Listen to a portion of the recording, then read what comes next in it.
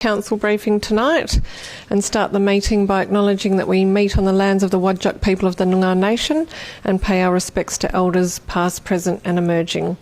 I'd also like to welcome Councillor Sally Smith and Councillor Ashley Wallace to your first council briefing. Feel free to ask as many questions as you need, do not be shy. I believe we have all members here, so we do not have any apologies or members on leave of absence. So I'll go straight to public question time and receiving of public statements. I'd like to welcome everyone in the public gallery this evening. If you would like to address an item on the agenda, this is your opportunity. We do welcome you to come forward.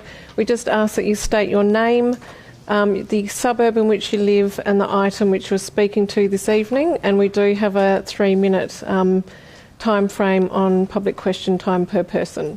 So there is no set order, just whoever wishes to come up first. Thank you. Caller received 3 declarations of interest. The first from Councillor Smith in relation to item 11.1. Councillor Smith knows an employee working at the Loftus Community Centre in the capacity of a school associate. The second is from Councillor Castle in relation to item 11.1. Councillor Castle declares that her children have been regular patrons of Loftus Community Centre for approximately 11 years.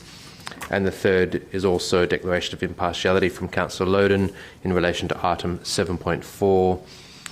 Councillor Loden plays indoor soccer with people who are members of the club and executive.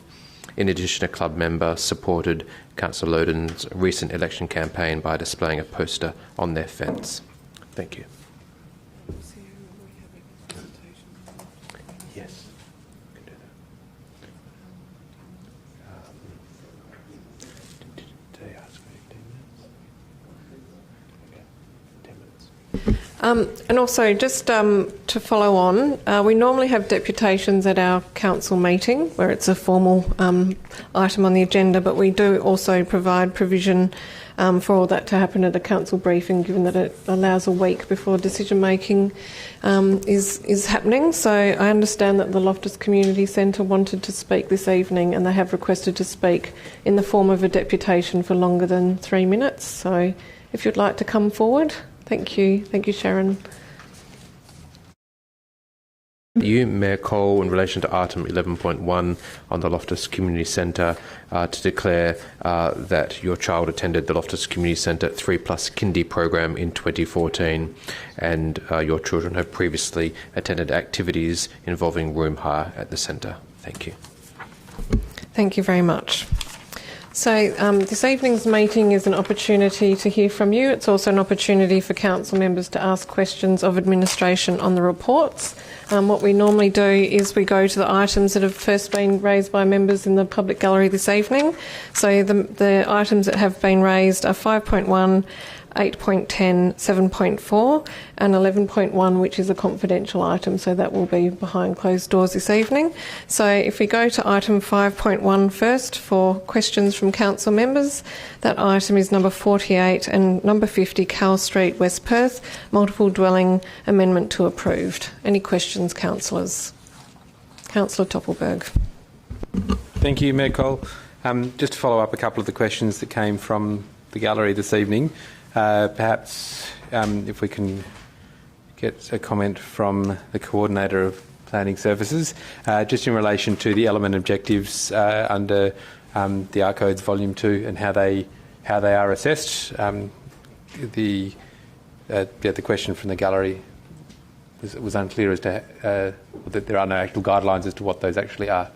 So if we can get just some indication, that would be great. Through you, Mayor Cole. So the state planning framework changed earlier this year, and the fundamental change was that we went from a deemed to comply pathway where basically there were requirements that were set and those were capable of variation through the exercise of discretion. And they've now implemented a new policy that doesn't have any deemed to comply requirements. It has guidance on elements that should be considered within a development that would provide for a better amenity for those future occupants, but they're not deemed to comply. So they set out what should be considered, and the assessing authority, being the city, is required to contemplate whether the design addresses those recommendations and then provides a recommendation on whether or not it satisfies them or doesn't satisfy them, and if council wants to exercise their discretion on varying any of those elements. But none of them are fixed or binding on the development. They are all capable of variation. But the fundamental difference from previously is that where they previously were deemed to comply, a minimum standard, they now are just a recommendation. Thank you. And noting that we're at the briefing, and so I'll ask these as questions, but it's mostly for the benefit of the questions from the gallery. So the question in relation to plot ratio, that the current, we're just confirming the current approval at 1.5 is actually consistent with the scheme that was in place at the time of the original approval, which allowed a 50% plot ratio bonus for the retention of a heritage dwelling. Through you, Mayor Cole. So I've reviewed the previous report and minutes when this item initially went to the JDAT, and while the report does contemplate that a density bonus is capable for lots that retain a heritage dwelling, it doesn't appear that that was used as the basis for recommending support on the density bonus. It was a avenue for consideration of additional density, but it doesn't seem to be the fundamental reason why additional density was supported there. But to confirm, the framework hasn't necessarily changed in that previously the deemed to comply was 1 and the recommended deemed to comply now is also 1, and 1.5 has been supported in recognition of those density provisions. It's also noted that probably one of the key changes to the report is the addition of some commentary surrounding that density provision and where the removal of it from the city scheme and the implementation of a different similar provision into the deemed provisions, which has the same effect as though it was in the city scheme. Okay, thank you. And the question about the capable, and I know that referenced the Italian Club, but that just confirming that's a general reference to that entire site, because the currently approved local development plan for that site actually does include the corner site, even though it's currently a single level dwelling. If we just get some commentary from you around what is actually a local development plan and what has been approved on site, because that isn't clear in the report, obviously, for the community. Through you, Mayor Cole. Earlier this year, Council considered what's called a local development plan. It basically is development provisions that apply to a site-specific area. In this instance, the Italian Club lodged to seek additional provisions over their site that would allow for development up to 8 stories across a number of properties from what's best described as corner to corner, from Cow Street to the most northern point of land owned by the Italian Club. And in that local development plan, they proposed additional development provisions that would apply to that site only, and that was supported by council. So should the Italian Club choose to develop, their intention would be to seek development in line with those provisions that have been approved by council.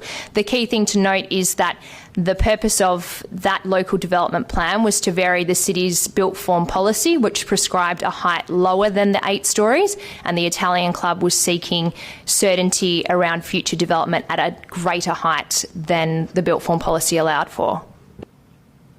Okay, thank you. And then the 2 more things. One, if we can just get some comments about the overshadowing, particularly the property to the west, and how that's calculated and what we are permitted to consider, but also the street setbacks and they're noted as being consistent with the heritage dwelling. The question from the gallery took issue with them being consistent with predominantly up to 5 metres, whereas the street setback at 3 stories plus the contained 4th story in the roof is at 1.5 metres from the street under what's currently the existing approval. Through you, Mayor Cole. In regards to the overshadowing, so the site is zoned residential R80. Under the previous planning framework and the current planning framework, there are no overshadowing requirements for that density. So for sites coded less than R80, the planning framework sets out a maximum extent that you are permitted to overshadow. Once you get to the R80 density, it's considered that due to that density, you're going to be generally building boundary to boundary, and there's inevitably going to be some overshadowing. So there are no requirements or minimum standards for overshadowing at that density. Therefore, it hasn't been considered as part of this application. In addition, due to the orientation of the site, there is unlikely to be overshadowing to the west.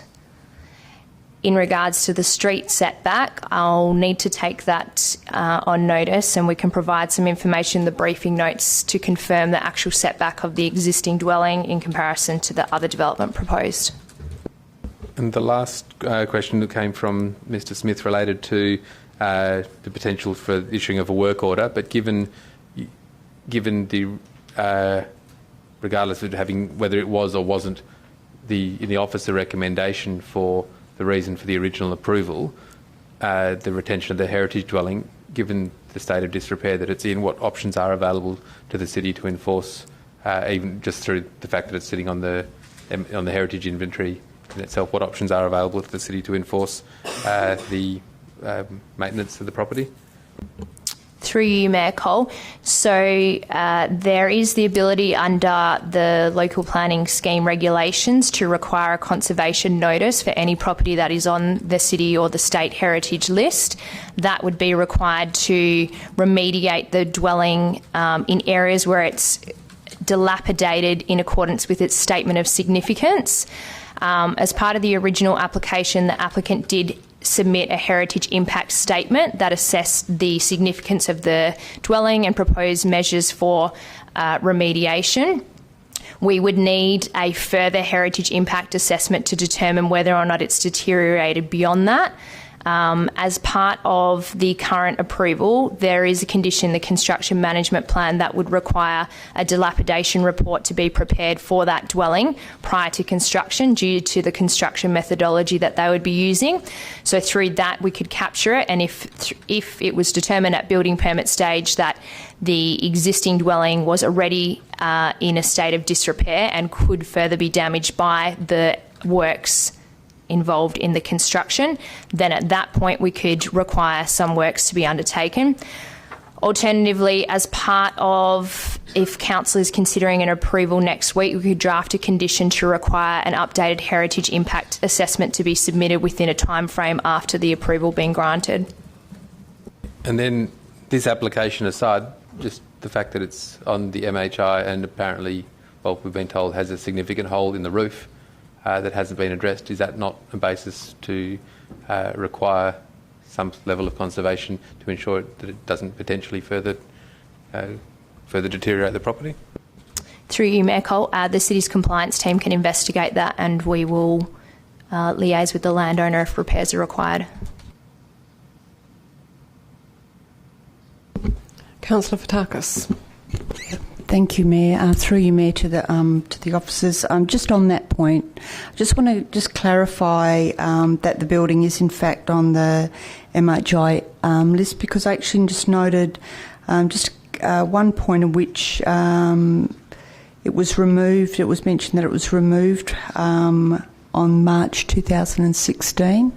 But in the officers' comments in the report on page 77 of the agenda, it did actually mention that it was still on the inventory. So can I get a clarification on that as well, please?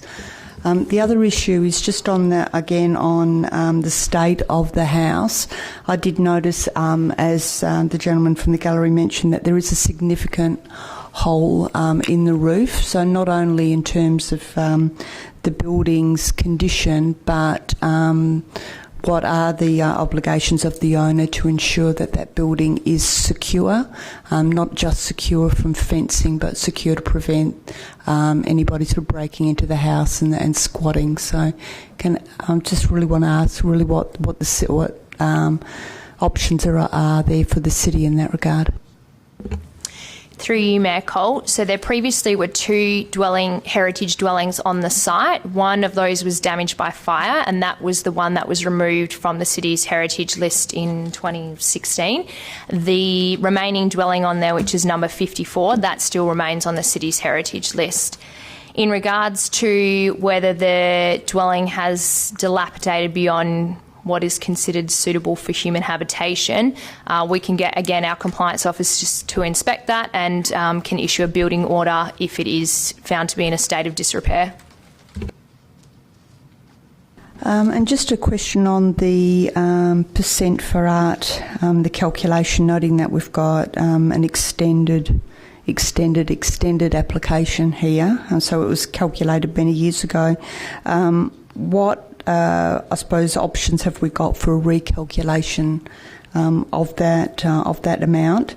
And also on the issue of public art, I know that in the document it mentioned that the public art to be installed and maintained by the owner-occupier. So I just want to get some clarity on that. It's one concern that I have got is ensuring that there will be adequate funds budgeted for by the subsequent purchasers and owners to maintain any public art. So there was a point in the report that said public art to be installed and maintained by the owner-occupier. So just really wanting some assistance in understanding how we can manage that. Through you, Mayor Cole. So the acknowledging your point about the development being approved a number of years ago, the city's policy is based on 1% of the cost of development, which is advised by the applicant as being 16 million, and that they haven't advised us of that changing. We can go back to them and seek clarification in the briefing notes, however, noting that that quote amount was at the peak of the building boom, so presumably it may have come down, if anything, from there. But we will confirm that, and if required, we can modify that existing condition that's contained in the original approval. And in regards to ongoing maintenance of it, that is a requirement of the city's policy that at the time of submitting for approval for the artwork that they outline any ongoing maintenance required by that, and that is the point at which we can flag that would need to be included within any strata bylaws. Councillors, Councillor Loden. Thank you, Mayor. Just a question around the ESD condition that's been included this time round from the previous report. So if I'm reading that correctly, because this is a bit new for us, I guess, that will require the various conditions of the report to be implemented such that the building codes will be met for, I think the minimum one was around about 5, but varying between 8.5 and 5 building rating. Is that correct? Through you, Mayor Cole, I think it was an average of 6.7 with a minimum of 5, and that's correct. So whatever's documented in that report and anything that's captured through the subsequent Section J building assessment that they'd be required to do would need to be implemented as part of the development, and they'll need to demonstrate at building permit that those measures that noted some internal building alterations, including thickness of insulation and windows, are demonstrated on the construction drawings. And I think there's either 2 or 3 of those units fall below the 5.5 for individual dwellings. Is that correct? Through you, Mayor Cole, yes. And is there any conditions that we could impose to lift the standard of those specific units? Through you, Mayor Cole, I don't believe at the moment that the current planning framework would allow for that. They still are required to comply with the building code energy ratings across the board, which should help to capture that. And we're currently consulting on our new built form policy, which includes provisions for 50% life cycle reduction. If that was introduced, if that was applied in this context, I recognise it's probably difficult to assess, but what would that equate to in terms of an average rating for the buildings? Through you, Mayor Cole, we will try and get that in the briefing notes.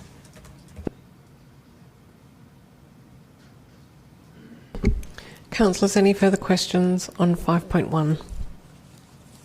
No? Okay, thank you. The next item raised was 8.10, which is a late report, interim arrangement for the management of the Robertson Park Tennis Centre.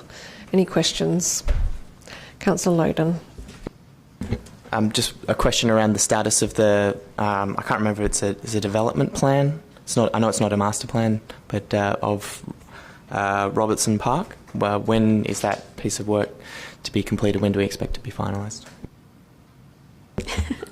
Through you, Mayor Cole, the Robertson Park Development Plan is intended to commence early 2020 and will include consultation with the relevant parties that currently have an interest in the site. And do you expect that to be completed by March, which is the timeframe for the end of the lease? Through you, Mayor Cole, I'll have to take that on notice and just confirm the exact project timeline.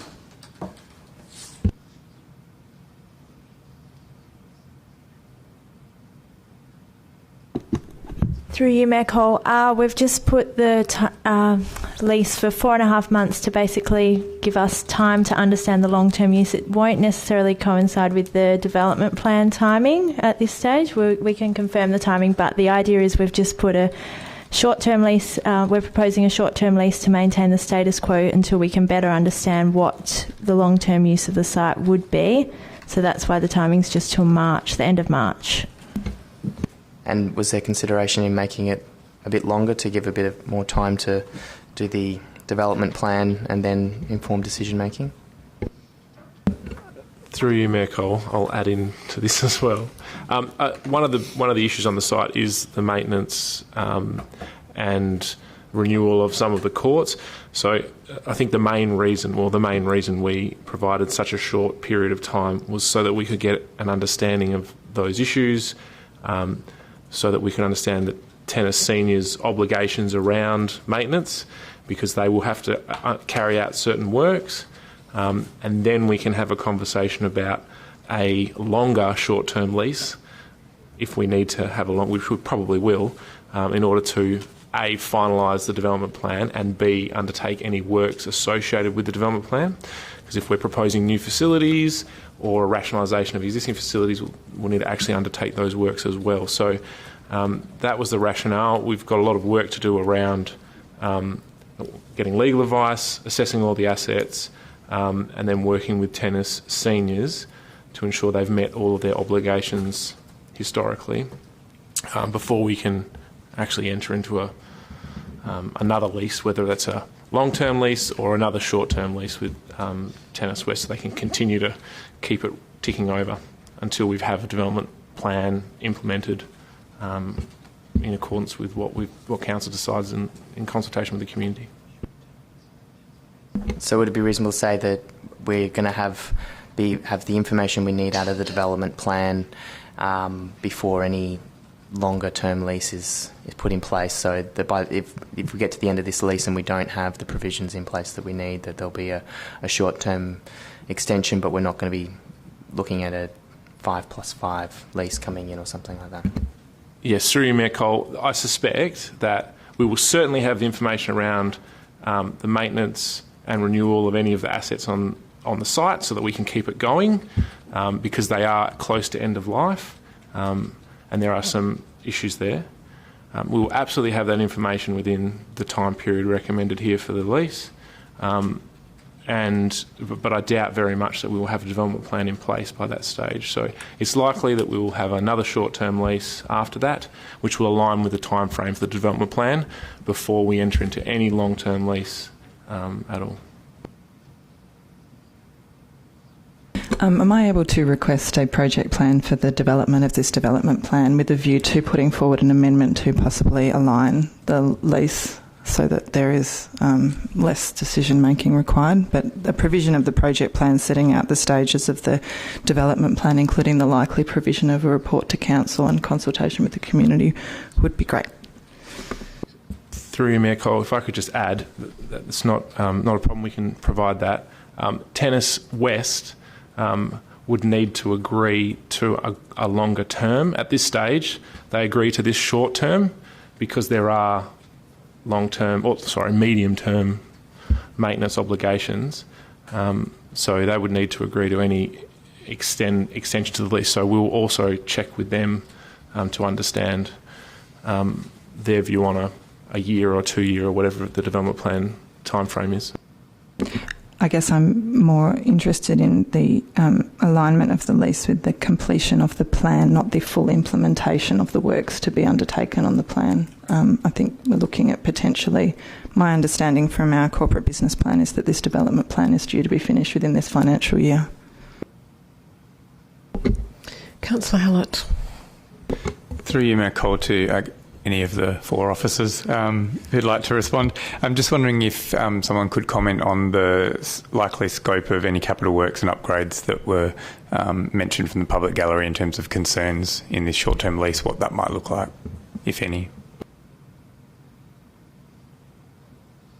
Yes, through you, Mayor Cole, for this short-term lease, we're literally looking at minor maintenance issues. So capital, so over $5,000 is a capital item. So there will, so if we're going to do maintenance there, it will cost more than $5,000. So that's why we're using the term capital, but it will be maintenance related. So, fixing up issues with the hard courts where roots have grown through, fixing up some of the synthetic surfaces that are starting to tear, because that is already occurring on the courts. So they're the kinds of things we're talking about. Councillors.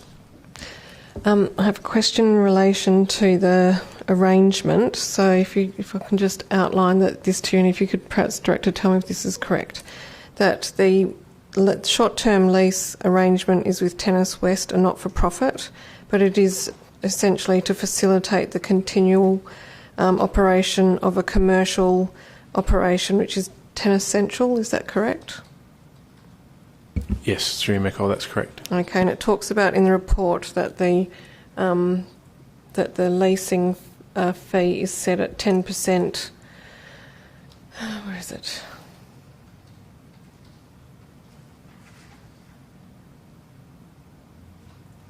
Um, 10% of the gross rental valuation for the tennis centre as calculated by Landgate.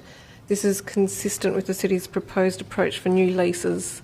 Is that consistent with the proposed approach yet to be approved by Council for commercial leases or for not-for-profit leases?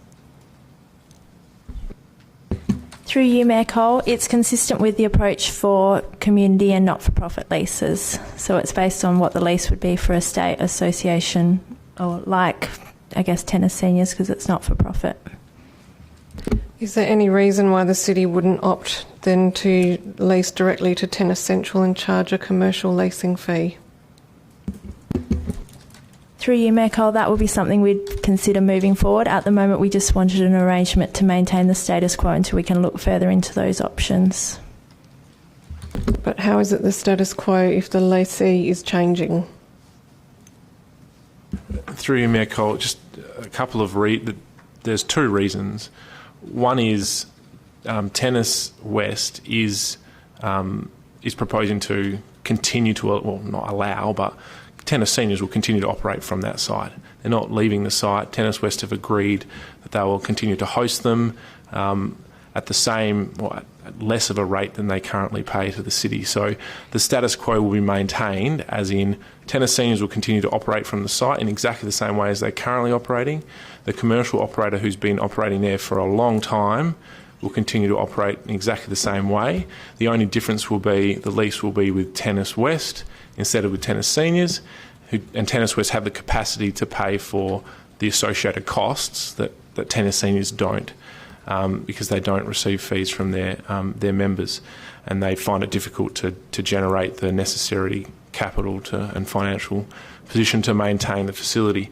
The other reason is the time frame. Tennis seniors provided us with 1 month notice of terminating their lease. We weren't anticipating that. We weren't prepared for that. If we would enter into a commercial arrangement with the commercial operator to continue the status quo there for them, we would need to advertise that and go through a lengthy process before we could have an arrangement, which would mean, with the date tennis seniors gave us for exiting and leaving the site, that everyone would have to vacate the property, because we wouldn't be able to get a council resolution to allow them to stay until we'd advertise and etc. So this was the only option we could come up with to allow tennis to continue there, tennis seniors to remain there, and the commercial operator who's been there a long time to continue operating. Thank you. Accept that. Could the report then be updated to explain that tennis seniors will continue as they are, because that's not explained in the report? Also, just in relation to the fact that leasing to Tennis West may cause some nervousness in the community, given that we have recently been through a proposal to be a shortlisted site for the tennis centre, State Tennis Centre. Could you please respond to that, just to allay any community concerns? Yes, through you, Mayor Cole, we can add that. I just thought I'd mention we did ask for and receive an email today from Tennis West setting out their position in relation to the State Tennis Centre and in writing clarifying their position in relation to this site in the context of that recent media and their recent decision at their AGM. Their decision, the board has made a decision that they will remain at Burswood and they will not be relocating. That's their current position. They included that on their agenda at the AGM a few days ago, so they could advise all of their members that that was their position, and they have no proposal in writing anywhere that they would be moving away from Burswood. And Director, just to confirm, did you say you would add that to the report for the council meeting? Yes, sorry, I should have said Thank that. you. Yeah, correct. Thank you very much. Any further questions on 810? Okay, moving on. The next item that was raised by members of the public gallery is Florida Athena Football Club Incorporated lease final report. Questions, please, councillors. Councillor Loden. If I understood the questions from the gallery appropriately, I think the request is for a 5 + 5 + 5 at the applicant's or at the leasee's discretion rather than a 5 + 5 at the city's discretion. I was just wondering if administration could provide some feedback on their view on a 5 + 5 + 5 and also why it would be at the city's discretion rather than the leasee's discretion. Yes, through you, Mayor Cole, there's really three issues here that have led the city to recommend a 5-year lease with a 5-year at the discretion of council. And that is, to this point, the city still doesn't, or the club still is not in a financial position and has not demonstrated a community benefit or their ability to manage the facility for the long term for administration to be comfortable to provide them with 10 years. So this 5-year, the recommended 5 years, has been put out to ensure that over those next 5 years the club demonstrates that they have the financial capacity to continue to operate and have a lease over that building, that they provide a community benefit basically for the grassroots community uses that we want to ensure are occurring, and that the facility is managed and maintained appropriately, both maintained but also that the club has planned financially to renew that asset over the longer term. Now, we absolutely can see that the club has made huge progress towards putting themselves into that position. They've renewed the board. They've worked very hard and very closely with us over the last 6 months to demonstrate that they have that capacity. And they've provided us with a lot of information demonstrating that. What we want to make sure is that continues and that we are in a position where we can confidently say, here's a long-term lease for this site. You can maintain it. You can renew that, the building that you're in as it heads towards end of life. You're providing that. You're continuing to provide the club the grassroots support that they do, and they're in a financial position that we're confident that they are sustainable. So that was the rationale for it. And could the extension be made subject to those requirements instead? Through Mayor Cole, yes, it could. We could structure something similar to what we've done in the past, but it would still be at council's discretion. It would just simply include additional detail around what those requirements are, which the club is very aware of already. The other question was around inclusion of the tier seating, canteen and service access as part of the exclusive use component of the clubhouse. Yes, through Mayor Cole, we will need to take that on notice. I need to understand the state of those assets and have a look at the asset assessment, because we did undertake an asset assessment in 2016, and we'll provide that some information around that issue in the briefing notes. There's also a question around a seasonal lease from March to October. I wasn't able to find it in the report, but that's different to what is recommended in the lease?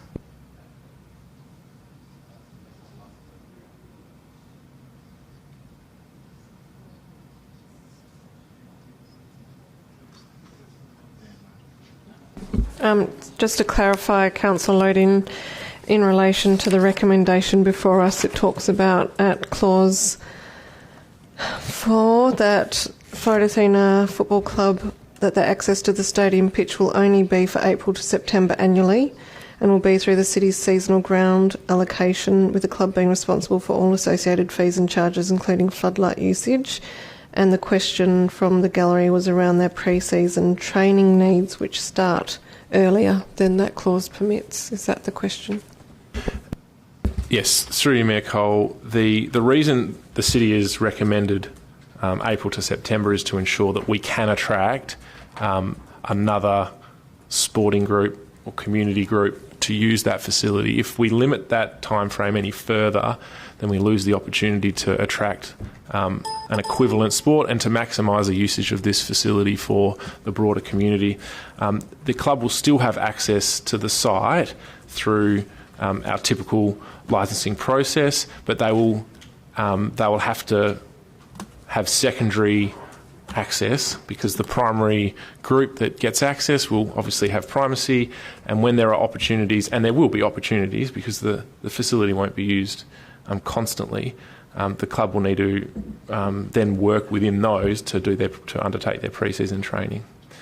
So that was the rationale for our recommendation. So I wasn't clear from the question from the gallery, but my impression was that would somehow restrict their ability to participate in the Perth Soccer League. Yes, through you, Mayor Cole, it won't necessarily restrict their ability to participate. It'll be subject to whether they can gain appropriate and a timing to use the facility outside of these dates, April to September. So it will be subject to the seasonal licensing that we undertake each year. But it does remove the guarantee that they have currently under the lease, that they have exclusive right over the site all year. So it does introduces an element of risk for the club that they might not get that access. We're confident that we can work through those issues like we do with all other clubs in the city that share grounds, so that they can continue to do all the things they're currently doing, while also opening the site up to broader community use. What is the lease conditions for Perth Soccer Club?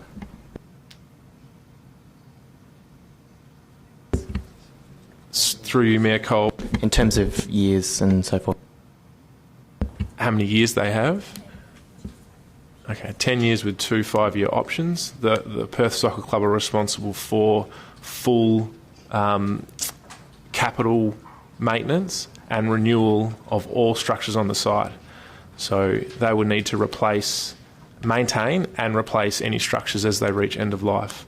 So it's a long-term lease, but with a significant financial obligation, similar to Perth Oval or HBF Park.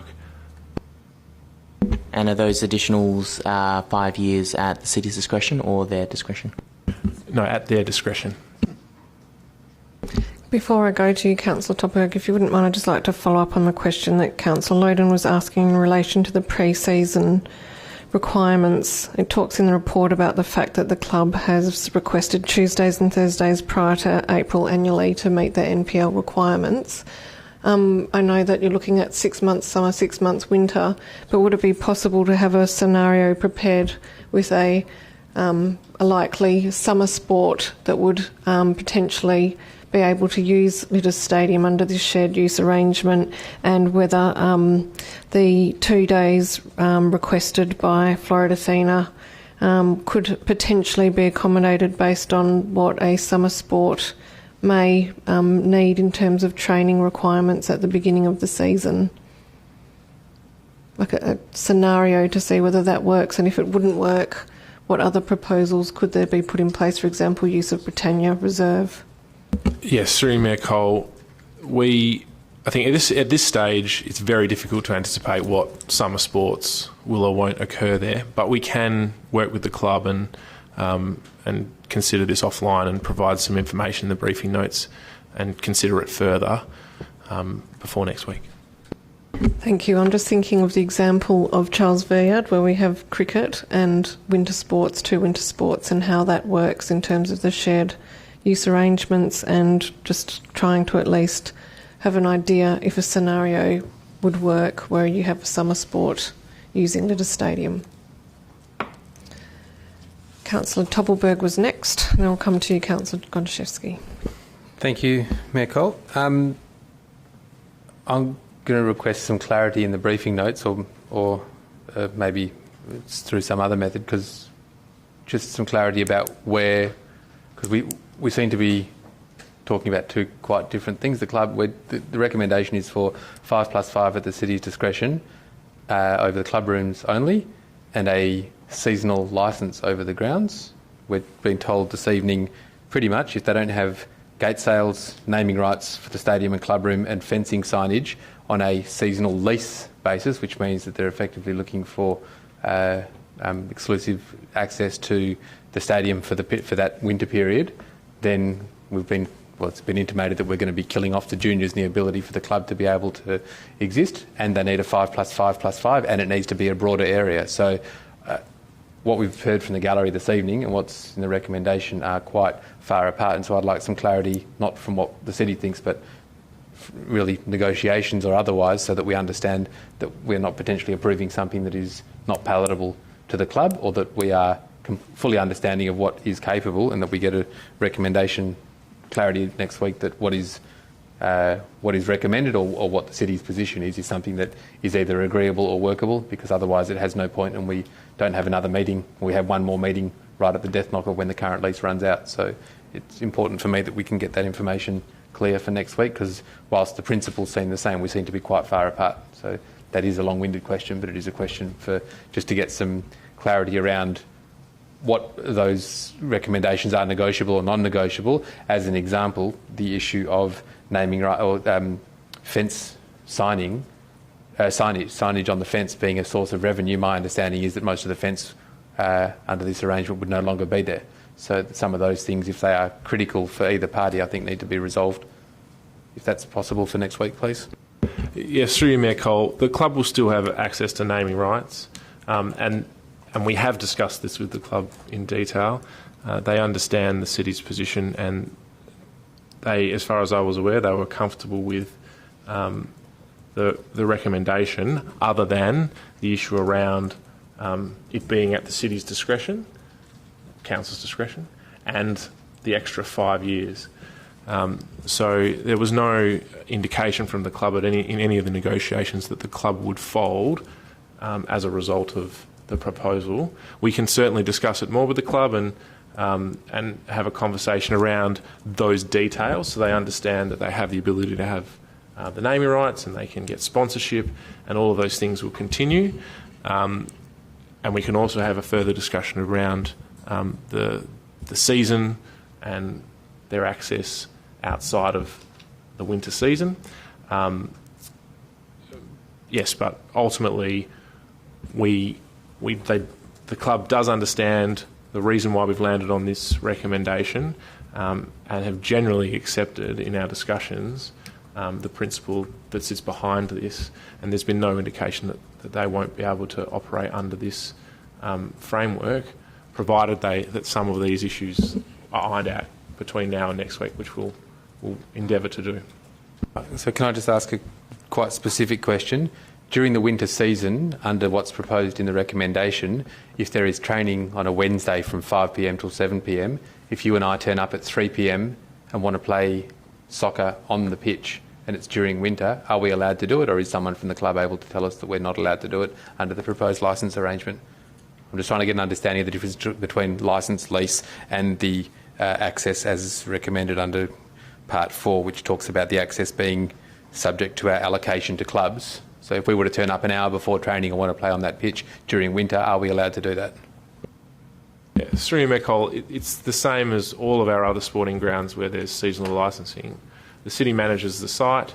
We've allocated it to the club to use in winter, which we will, and they have exclusive right to use it during the times that they've been given the right to use it.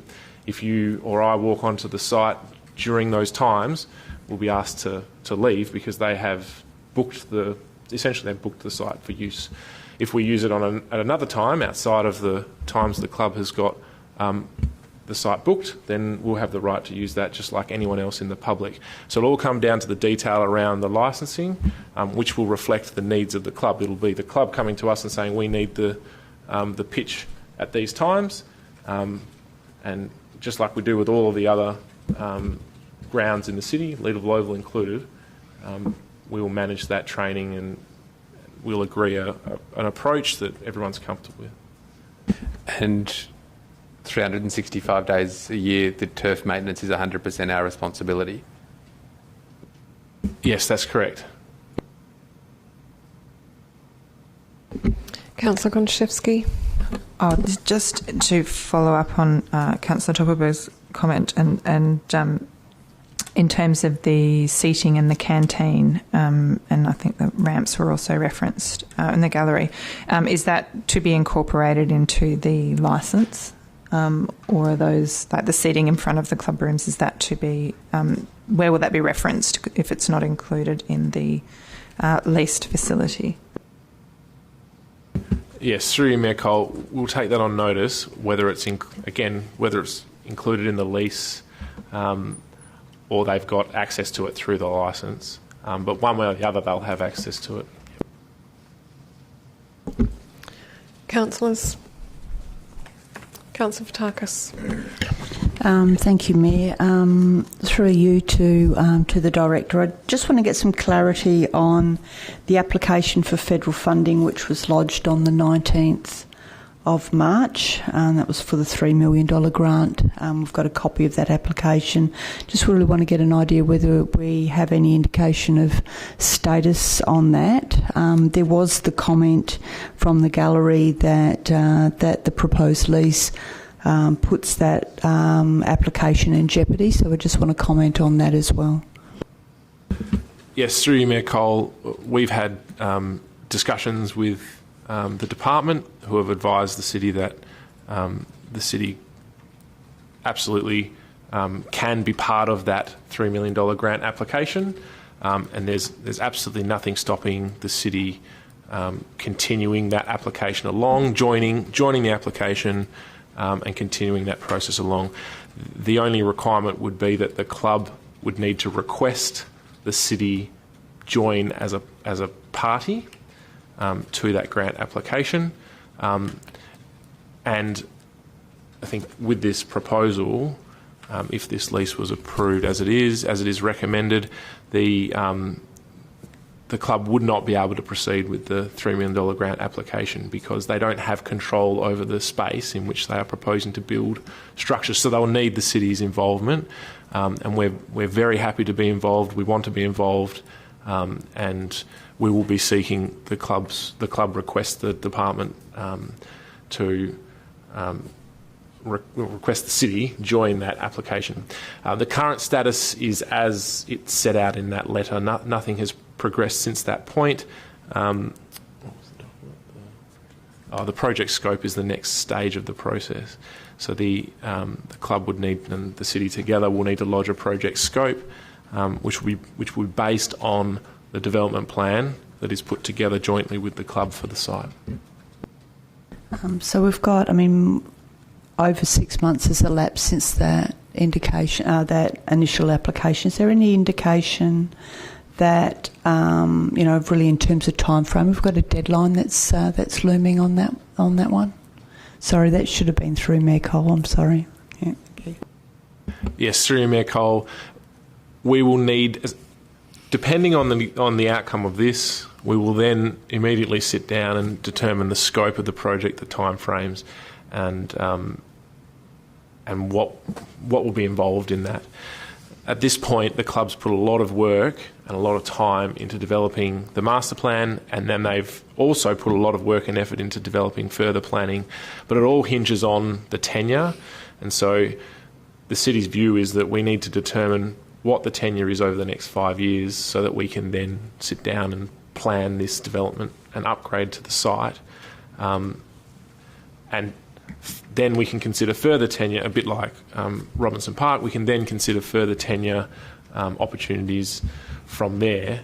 But it's a staged process, and first we need to determine what the tenure will be and should be going forward. Can I just follow up on Councillor Fotakis' questions? Councillor Fotakis has asked a very clear question, and I think it's very important, and that is, what is the current status of the grant? It was referred to this evening by Mr. Kapansanis, sorry, my apologies, Mr. Kapansanis, as secured. Can we just please get an answer on the actual status of the grant? As I mentioned before, the status is exactly the same as when the grant was accepted in the first instance. It's essentially stalled at that point because the club now needs to provide further information before it can progress to the next stage. So the department is, we've spoken to the department this week, the department is still sitting on the application, they're still waiting for that further information. They don't have any concern about the time frame that's taken to get to this point. They understand the discussions we're having around tenure. They're very comfortable for this process to then continue. So it's sitting there waiting for the process to continue. My understanding is that the tenure does not necessarily have to be an exclusive lease, and that the arrangement that is described in the recommendation is satisfactory for the granting of the funding moving forward. Is that correct? Yes, that's correct. Again, provided the city it joins as a partner to that grant application. And could you just outline the benefit to the club of the city joining as a partner in finalising the request for the grant funding? Yes, through Mayor Cole, the city would be able to provide the project management around that facility, and would also be able to provide further justification for the grant being provided because of the broader community benefit a facility and the $3 million grant would gain. If it was just an exclusive lease with a single club, the likelihood of getting that money or more potentially is less than if the local government was part of that proposal with a club, because the local government would also ensure, the city would also ensure, that a broader community benefit is provided. So it really adds clout to that application and potentially allows an opportunity for that grant application to be expanded beyond the $3 million so that a broader community benefit could be provided. I note broader community benefit, but what about asset maintenance, financial ability to maintain over the lifetime of the asset? Yes, through Mayor Cole, the city would absolutely provide some, obviously, certainty for the federal government in providing that grant, that the money they'd spent would then sit in, or the asset that was provided would sit in the control of the local government, who would provide long-term maintenance, renewal of that asset to ensure it provides community benefit over the long term. The risks associated with those long-term asset maintenance would be significantly less for the state government, for the federal government, and again add some further clout to that application. Thank you, Councillor Loden. Just following on from that question, is there the potential that the $3 million will not be received then? I mean, is this the application has been accepted? And is this a case of going through a bureaucratic process of ticking boxes, and as long as you fill out all the right forms and you have all the right information, then you'll receive the funds at the end of the day? Or is there still some point a decision where this gets compared to other projects and the federal government might turn around and say, actually, no, we've changed our mind, we don't want to give you the funds anymore? Yes, through Mayor Cole, the current state is that Florida Theatre have made an application or a request for information to the federal government and been told that they have been accepted for a $3 million grant to progress to the next stage. they now need to make an application to have that grant accepted. So at this point, the $3 million hasn't been guaranteed, and absolutely it could be rejected at any point. The federal government has not made any commitment to provide that money categorically. They've made an in-principle decision to allow this to progress to the next stage. So it's not locked away, never has been, and until the money is in the bank account, it's not. I think there is some confusion because a normal process would be that a business case would be provided up front with all of the facility management, asset management, financial, long-term financial plans, etc. I understand this grant works slightly differently, and I think that's where the confusion is potentially coming in. Is that correct, Director? Yes, that's correct. So that's the next stage of this process.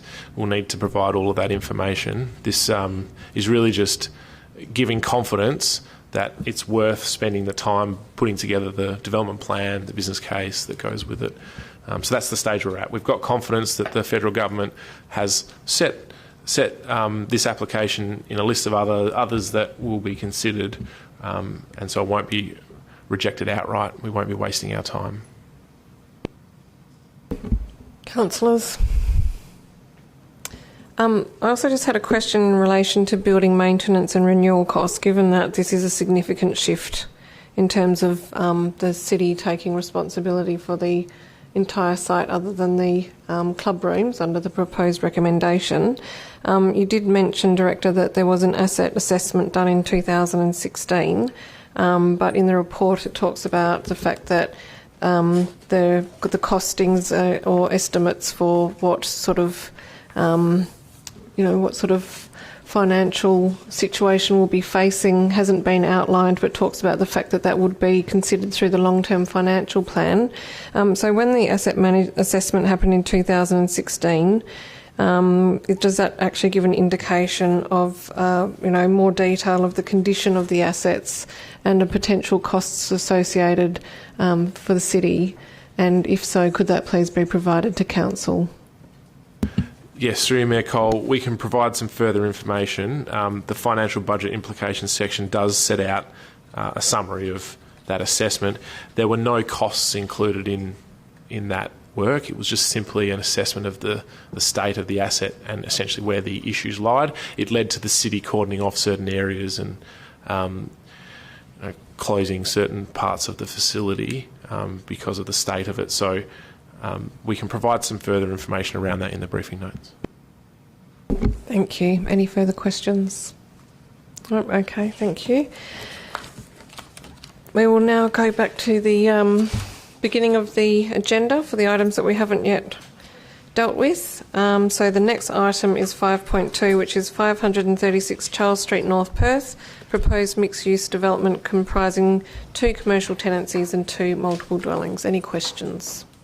Councillor Loden.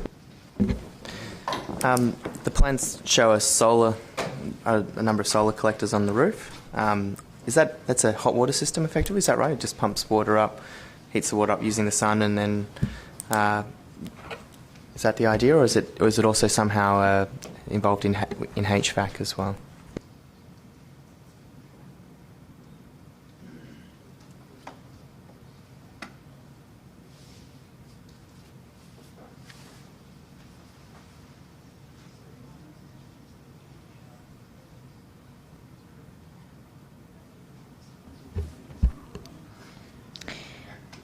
Through you, Mayor Cole, I believe from the ESD report that they are standard solar collectors to offset power use, not necessarily for heating the water, but I can confirm that through the briefing notes.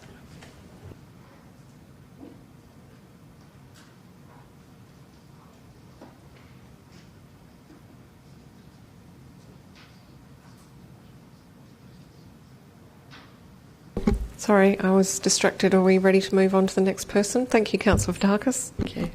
Thank you, Mayor. Through you, I've just got just a couple of questions, just seeking some clarification. The tree at the rear of the property in the northern corner, that's being retained?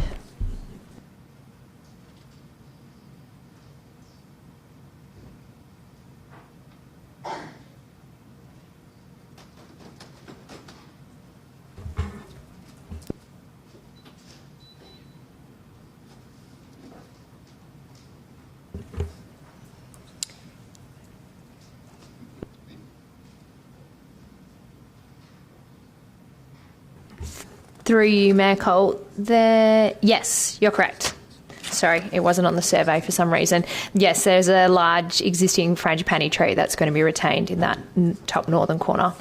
Excellent, thank you. And through you, Mayor, I just want to check the bin store area at the rear. I know there was a comment in the report about apartment 2's balcony overlooking the bin store area. Is that area covered?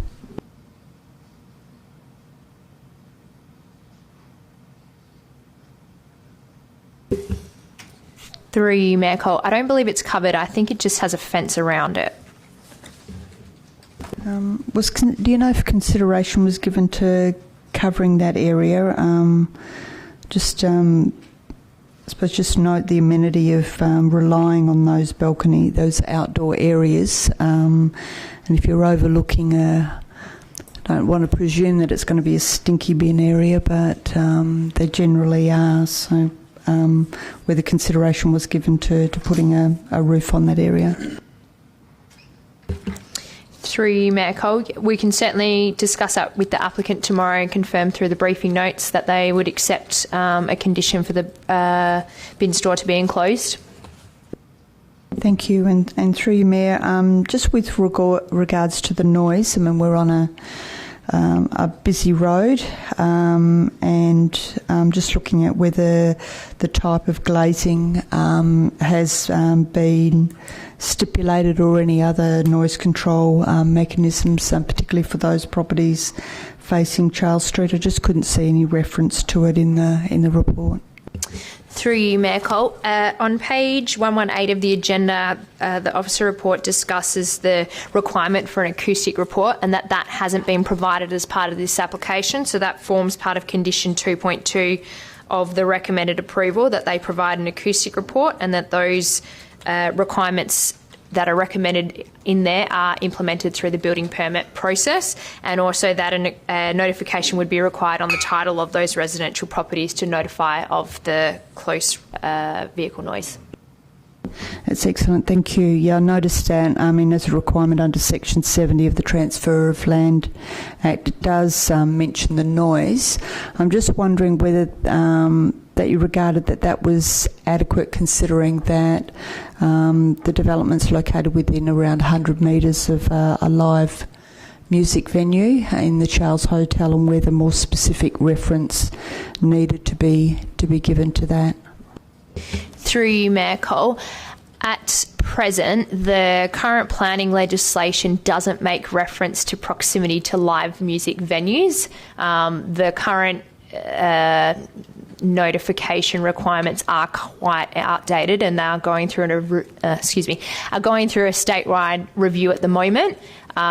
So we wouldn't generally incorporate that requirement in there, as it's not covered by the current legislation. However, the acoustic report will need to monitor the noise from that and incorporate that in their assessment as being the maximum noise that could be attributed within that proximity. Thank you, and through Mayor, just if that legislation is amended, does that normally trigger any amendments under, what really occurs with that, if there's an improvement with that becoming more updated? Just a bit of understanding for myself. Through you, Mayor Cole. I believe the State Planning Department is going through a review of live music venues and the implications of those, and in terms of land use planning and noise that are associated with them, with the intention of introducing a new state planning policy, and that would specify requirements for assessment, notification and appropriate location for those future venues. That hasn't progressed beyond initial consultation that I believe occurred earlier this year. I suppose my concern through you, Mayor, is existing venues. I suppose it's not a question, but I'm just trying to actually see what there is that we can actually do to protect ourselves in this instance. Through you, Mayor Cole, I think that the existing condition requiring the acoustic report is pretty firm because that requires consideration of all of those potential noise sources, so would capture that existing live venue noise. I don't think that it would... the noise would substantially differ from the other noise that it was likely be received at that property. So I don't know that we would specifically need to specify in the notification that you may be subject to live venue noise, that you would still have those building requirements that would address that potential impact. Councillor Toppelberg. Thank you. Further to Councillor Fataka's question, can we prepare an amendment in line with the approval that was given by the JDAP for the building on the corner of Fitzgerald and Angove opposite the Rosemount Hotel, because it does specifically reference live and amplified music, so whatever the notification wording was for there, if we can get an amendment that mirrors that wording, that would be appreciated. In the name of Councillor Fatakas, would be great. Through you, Mayor. Thank you, Councillor Toppelberg. Councillors, any questions? Councillor Gondaszewski. Just obviously since the transition to element objectives, etc., I know we don't have a table that has nice, neat little ticks that say what's deemed to comply and where discretion is required. I'm presuming that's because even if something meets the element objectives, it still needs to... I still forget the name of whatever the other pathway is. But I note that we're not referencing parking, and because I'm assuming that is because the element objectives and acceptable outcomes are achieved by this proposal. However, given that parking is a contentious matter with the community, I was wondering whether, even if it's not referenced in any tabular structure going forward, whether we could ensure that all reports are specifically referenced where developments are considered to meet parking requirements. I think, is that something that can be considered to be accommodated in future reports? Through you, Mayor Cole, I also noticed that and had to go looking through the assessment to confirm that. I think, we will look to introduce some kind of table going forward, particularly in instances like this where it's still subject to the city's commercial policy requirements and need to confirm there's compliance with that. I can confirm, after looking, that the office requires 2 parking bays and has provided the 2 parking bays, and the dwelling requires 2 parking bays and proposes 2 parking bays. So a total of 4 required on site and 5 provided. But we will look to update that. We may be able to do it through the briefing notes, otherwise going forward for any of these types of reports. Sorry, and one more, because this is a standard question I'm going to ask now as well. I note the bin store has been assessed as being quite a bit larger than what would be required to hold our current bin allocations, but can it be confirmed in the briefing note that the bin store as proposed will be able to hold the bins that will be required under the rollout of FOGO? And the other thing I just wanted to ask was if there is a reference in relation to overshadowing solar collectors and of neighbouring dwellings, and if I could get just some commentary on that to clarify if there's that is something that is considered to be relevant, and also in relation to the setbacks and their influence in overshadowing of these collectors. Through Mayor Cole. For the first part of the question, yes. So the comments in relation to waste management on page 119 take into account the FOGO and specifies the number of bins required and confirms that there would be sufficient space for that. In regards to the overshadowing of the solar collectors, so through the revisions of the plans, we have been able to achieve compliance with the overshadowing requirements, and therefore there is no further discussion in the report required in relation to the impact of that overshadowing. However, it is noted, I don't know if it's in the report or just from my reading, that the setback that is proposed does not contribute greater overshadowing than the deemed to comply requirement would. It's the shadow is the same as a result of the height, and it's not impacted by the setback. Councillor Toppelberg.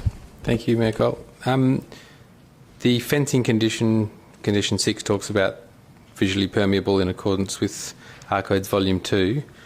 I'm just looking at both the plans and the So on page 130 of the agenda, where we've got also the image of the Hilda Street frontage that has the horizontal aluminium slats that I know aren't considered sheet metal for the purpose of our fencing policy, but we'll get to that. Is the requirement above 1.2 to be 50% visually permeable?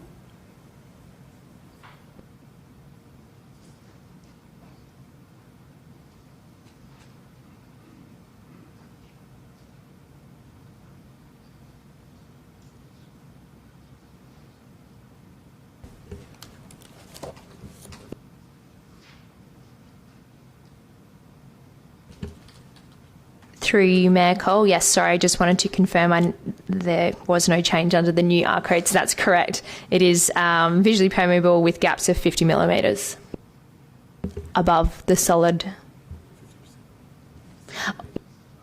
Yes, sorry, 50%. Sorry, let me just read it out to you. Continuous vertical or horizontal gaps of 50 millimetres or greater width occupying not less than 1/3 of the total surface area. Okay, I'll map that out before next Tuesday just to check that out. Thank you. Councillor Hallett, did you have a question? No. Can I just ask a general question? I'm intrigued as to why superseded plans are included in the report to Council. Through you, Mayor Cole. Those plans were the plans that were advertised, and we included those for the purposes of confirming what was advertised and the evolution of the proposal between the time that it was advertised and what we've reached now. So in case there was any submitters who wanted to understand what it was that they'd initially provided comment on, and for Council's knowledge as well. I think one time we have had 4 sets of plans, so sometimes it can make for a pretty hefty set of plans to look at, but I take that on. I'll take that. Any further questions? Councillor Wallace. Thanks, Mayor Cole. Sorry. I just had a quick question around universal design. It says element 4.9 of the Universal Design Codes, 20% of all dwellings across a range of dwelling sizes meet silver level requirements. I was just wondering under what circumstances we'd enforce silver level requirements for multiple dwelling developments of less than 5 lots. Through you, Mayor Cole. There is still a requirement under the building code to meet disability access for any number of dwellings. So while they may not have been able to demonstrate it on the planning application, they'll still be required through the building permit to demonstrate disability access for at least one of those dwellings, which is an issue that they'll no doubt have to face when they come to that time. But that's not to say that we don't consider it in any number of dwellings. It's still a consideration for the purposes of assessment, but it's not something that we would necessarily recommend not supporting the proposal on.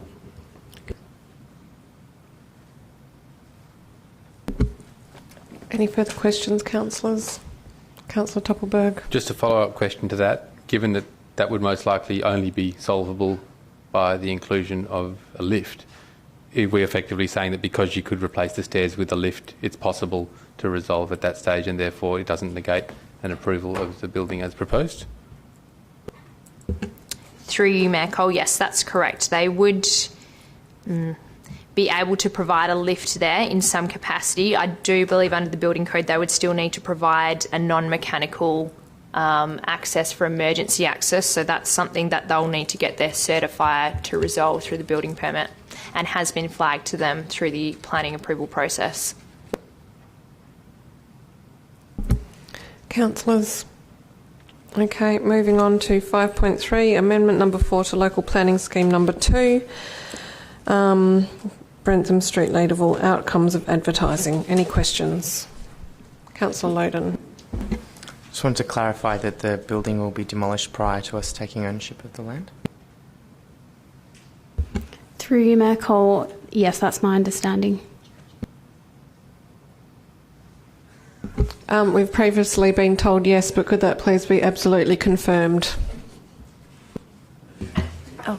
Through you, Mayor Cole, it's a condition of the contract, so the transfer of land can't occur until they satisfy all the conditions. Thank you. Any further questions? All right. I understand 5.4 has not yet been received. Can we have a status update on that late report, please? Yes, through you, Mayor Cole, we should be able to provide that to Council by the end of this week. Can I ask why it's so late? Yes, I haven't been able to properly review it just yet.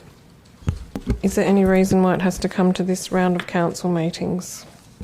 Through you, Mayor Cole, it's preferable that it would go to this round of council meetings because the public submission period, the city's been granted an extension until the end of November. In the meantime, because council members wouldn't have had a chance to look at it, I'm happy to meet during the week separately to go through the key proposals of the draft documents that the state government's released and what the city's key comments on that are. So just to clarify, this is a submission from the city to the state government on their precinct design policy. Through your Mayor Cole, yes, that's correct. Perhaps it would be possible to circulate the precinct design policy in advance so that we can at least have a look at that.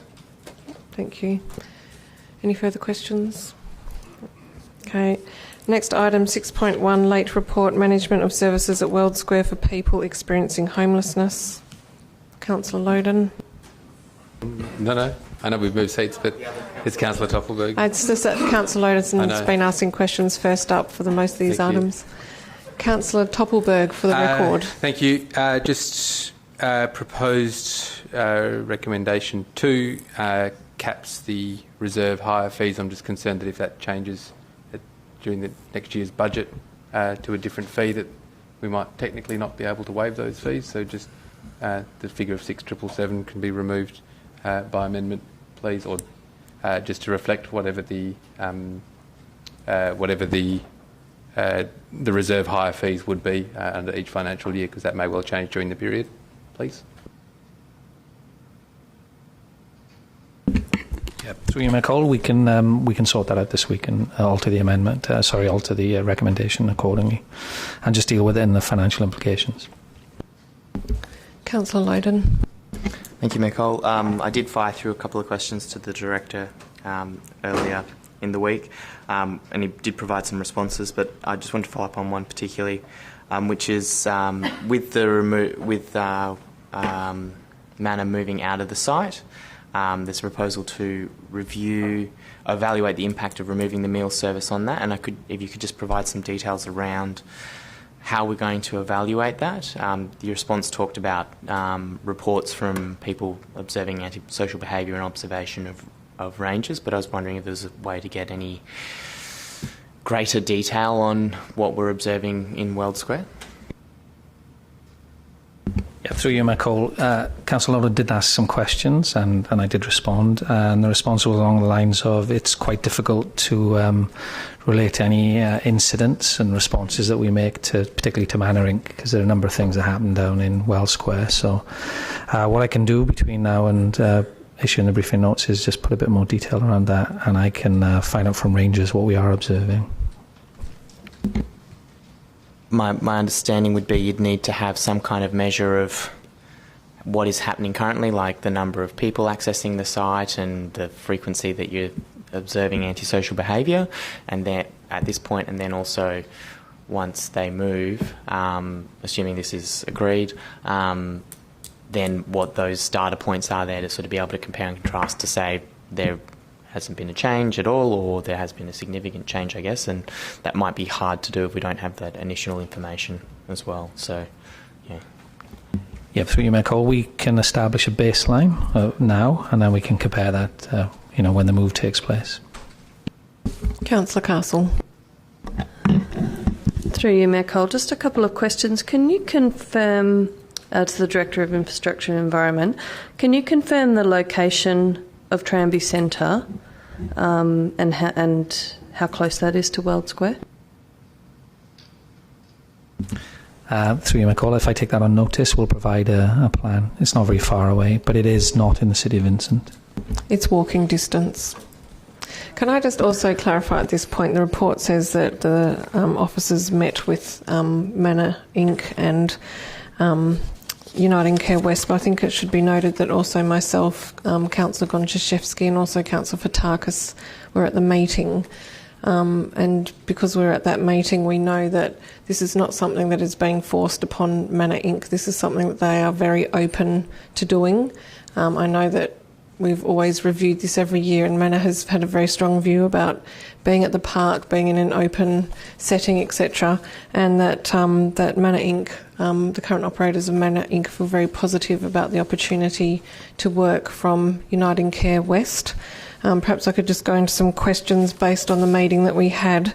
There's also some other areas in the report that would really welcome some additional information.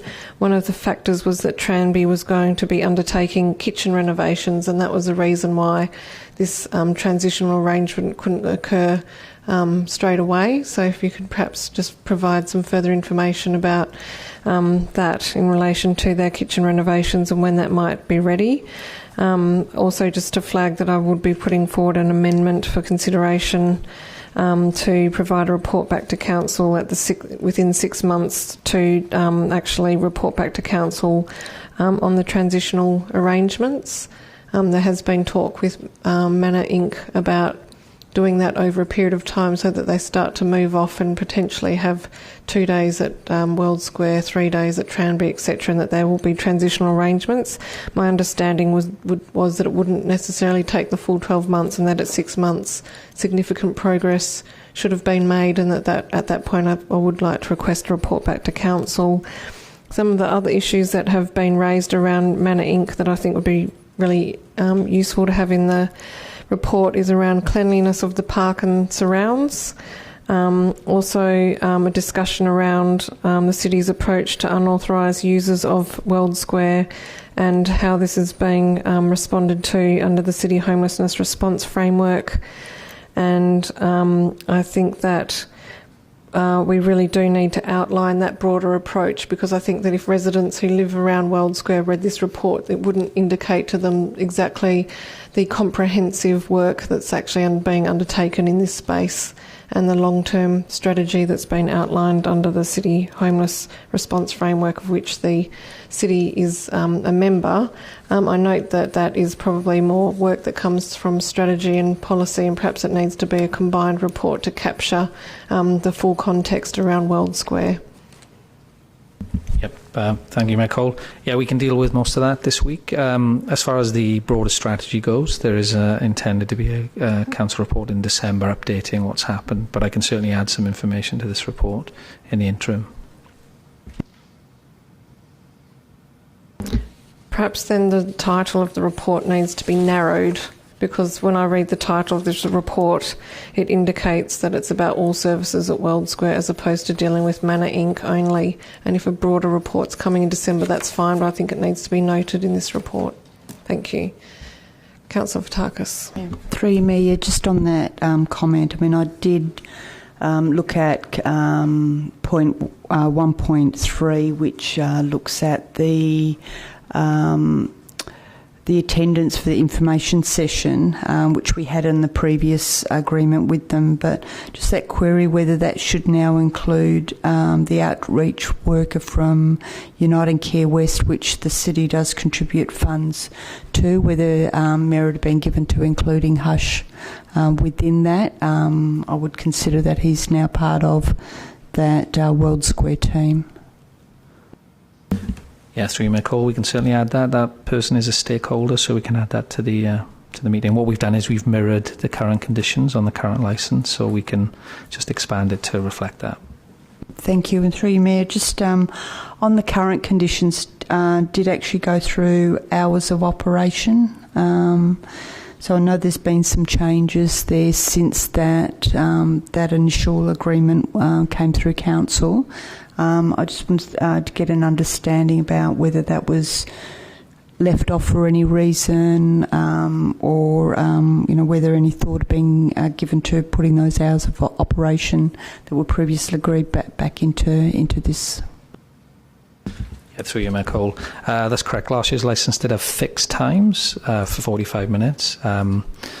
There's been a request for a little bit of flexibility, so still sticking to the 45 minutes, but not necessarily a fixed time, just to allow that flexibility.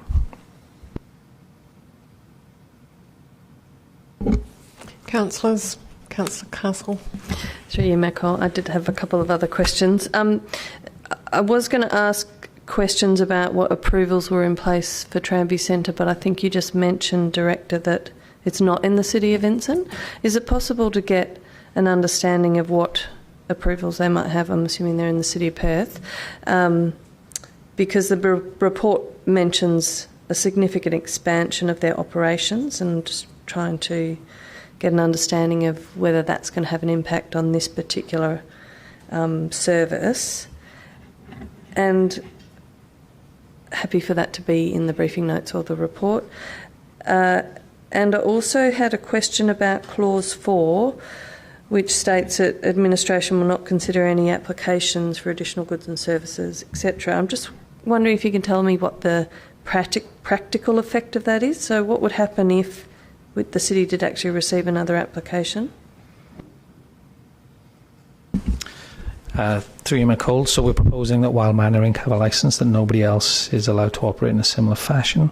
If things changed, we'd consider that application and potentially bring it to council. Is that a normal way to express that, though, to actually add a note to an approval for one provider that limits applications from any other providers? Wouldn't we simply consider those if they were received? Through you, Mayor Cole, the intent of that particular clause is that while Manor Inc. are there, we wouldn't consider any other applications for similar services. Obviously, that might change in the future, and we consider it accordingly when Manor Inc. have moved on. Councillors. Councillor Gontaszewski. Thank you, Mayor. I know from being at the meeting with Manor and Uniting Care West that Manor did express, they listed several reasons for actually supporting a transition away. And so I'm just wondering whether this transition concept has been formally considered by Manor's board, and if there's any sort of, I guess, I note that in the report it references a transition plan as well, and that the recommendation talks about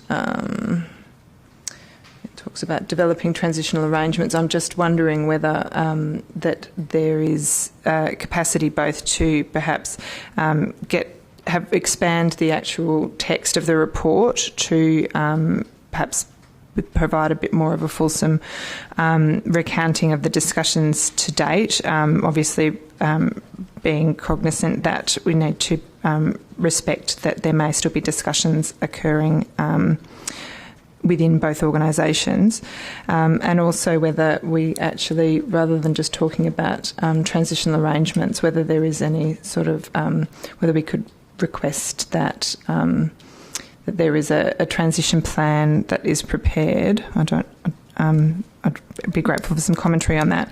And this is also in relation to times of operation. I can appreciate that why the 1.1 in relation to the hours of operation has been left flexible, but again, whether the text in the report could be updated potentially to provide some rationale as to why the hours have not been specified. I think in the past, hours of operation have been set and have been set with the view to ensuring that the hours are minimising the risks of or I guess to maximise the community benefit and minimise the risk to surrounding residents or amenity impacts to surrounding residents. And I imagine if I was a surrounding resident reading this report, that could raise some concerns for me that the hours of operations could be changing. But from the discussions, I can sort of understand why that flexibility was requested. So whether the report could perhaps be updated a little bit more to include some of the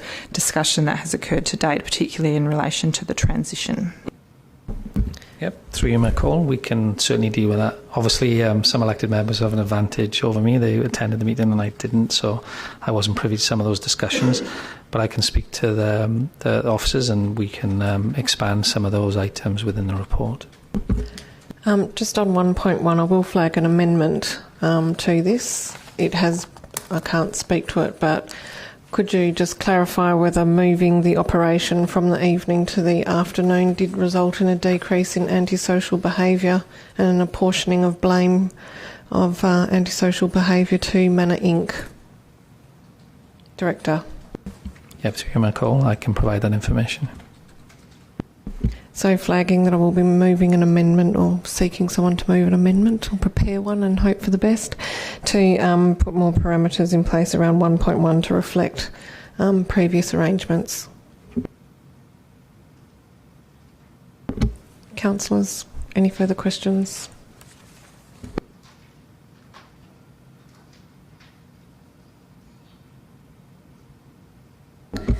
(6.2) Late report, minor parking restriction improvements and amendments. Councillor Castle. Through you, Mayor Cole. Are you able, this will be to the Director of Infrastructure and Environment, are you able to indicate where the location of other Ackroyd Bays are in the leadable precinct and how close, particularly where they might be off the map that's been provided? Through you, McCall, I'll need to take that on notice, but I'm sure we can provide a plan that shows other Ackroyd Bays in the locality. Councillor Loden. I asked these questions via email to the Director earlier as well, but thought he might have an update on it. Do many local governments delegate decision-making around this type of thing to administration? Yep. Through you, McCall, I understand that they do. And based on Councillor Loden's question, we're just making some phone calls to check which councils do actually delegate these minor parking restrictions to administration. And I'll be able to provide that in the briefing notes. And has council amended or has administration post-briefing discussions changed any of the recommendations in the last, I think, about 2 years? Through you, McCall, the recollection of officers is that that's not happened. But again, we're just checking back through reports and we can provide some information in the briefing notes. I'd just like to foreshadow an amendment to request that administration considers this delegation as part of the delegations review, which I think is about 8 months away or something like that. Councillors. Councillor Fotakis. Thank you, Mayor. Through you to the Director. The proposed Ackroyd Bay, just want to confirm that the section marked yellow means the area is going to lose a standard car bay. Yes, through McCall, that's correct. To fit in a compliant Ackroyd Bay, we essentially use 2 spaces to allow access to the vehicle, so that's correct. And through you, Mayor, is there any way that, I know that there's a ramp that is needing to be constructed. Is there any way that those works could also widen that area and to actually be able to retain that bay that's currently marked for essentially being lost? Yeah, again, through you, McCall, we could look at, you're talking about taking some of the island effectively to retain the same number of parking spaces. We could look at that. It would depend on things like whether there's services in that island, but we could look at that between now and the briefing notes and add that to the notes. And thank you, Mayor. Just one final question. It's just where the 5-minute car bay is proposed for. I know that Council had noted wanting to minimise the amount of markings on road, but I'm just wondering whether the signage for that bay. I mean, I have watched over many months the abuse that's been reported in the report of the bays that are there, so I can really understand the need to really try and review the work that's being done. But just with regards to signage, are we restricted, or was additional thought given to ensuring that it is, in the utmost clearly marked as a 5-minute bay? Yeah, get through you, Michael. So currently there's signage, as in signs on posts that mark out the bay. In other places, what we do is we mark out the pavement as well, so it's clear there. We didn't want to do that in Leaderville Village Square, so we rely upon the signs. So there's no intention to change that. There will just be a change of signs. There'll be no markings on the stones. Councillors, I have a question in relation to the 5-minute pick-up and set-down bays and conversion from 1-hour bays. Did administration consider the former issues experienced when this was a taxi rank with ramping, which was a consistent problem in this area? And could you foresee that this could potentially lead to reintroduction of ramping issues, given that this would be used for short-term pick-up and drop-off, not just by rideshare but also by taxis? And has the consideration of high frequency in and out of the parking bays in what is effectively a low-speed shared zone been considered? Yes, we may call. I'll take that on notice and put some information in the briefing notes. And if it is found to potentially go back to these issues which were part of the rationale in changing the area from taxi rank to partial al fresco, could you please suggest alternatives, or would the status quo as 1P be considered to continue? Yeah, I'll include that in the notes as well. Thank you, Michael. Thanks. Any further questions? Okay, moving on to community and business. 7.1 investment report as at 30th September 2019. Councillor Hallett. Through you, Mayor, to the relevant officer, just wondering if we could have an update on the intern project that was reviewing our fossil fuel divestment process. Yes, through you, Mayor Cole. I'll need to take that on notice, and I'll provide an update. From a few months ago, I gave an update on what's happened in the last few months.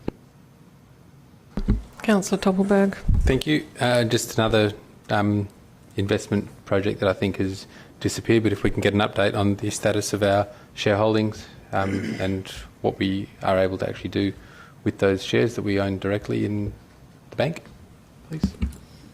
Yes, through Mayor Cole, we can provide an update on that as well. There's also the matter while we're talking about reserves and shareholdings of the Leaderville Gardens reserves and use towards a what's the term? A community beneficiary of some description. We haven't had an update on that in a very, very long time. Just in relation to the divestment, I'm noting it's sitting at 17.64%. This would need to be verified because I only read it on Facebook, but the town of Bassendean, one of their councillors has recently commented on their Facebook page that they have achieved a 80% divestment of their investments. So I'm just wondering why they're so high and why ours are so low, and perhaps we could look at where town of Bassendean are investing their money, noting that they are a much smaller local government, but I think it'd be worthy of a look. Any further questions? Okay. Item 7.2, financial statements as at 30th September 2019. Any questions? Okay, 7.3, authorisation of expenditure for the period 24th of September to 21st of October. Councillor Hallett. Happy for this to be just in the notes. Just wondering if we could get some detail about two expenditures. One was the 25 grand-ish for technical security review of user systems and network access, and then the 30 grand for plumbing services at Leaderville Oval. Through Mayor Cole, I can advise on the plumbing services at Leaderville Oval. That was in relation to the installation of a water meter to determine the usage between the different parties that use the Oval. So DSR, Leaderville, East Perth Football Club, Subiaco Football Club. Through you, Mayor Cole, I will confirm this in the briefing notes, but the technical security review for user systems and network access, I think, is related to the fact that we now have rolled out corporate Wi-Fi throughout this building, and we're rolling out through other buildings so we can be more mobile in our work practices. Councillor Toppelberg. Thank you. A couple of questions. One, can we please get a running total of the compliance costs for 199 Scarborough Beach Road when come in the briefing notes? The other question is the Department of Transport vehicle ownership searches. Am I correct? So a parking infringement, for example, is issued. If the person pays, we don't need to do a vehicle ownership search.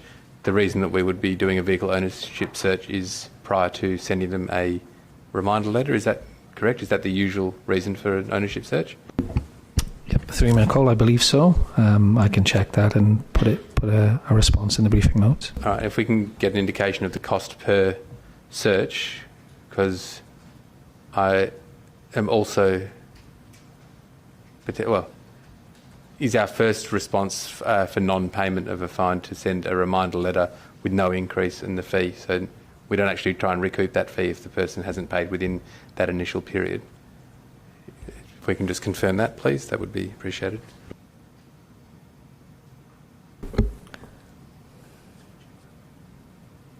Through you, Mayor Cole, could I just clarify with Councillor Toppelberg, could I just clarify that you would be seeking a running costs of total external legal fees associated with that compliance matter you mentioned, not internal?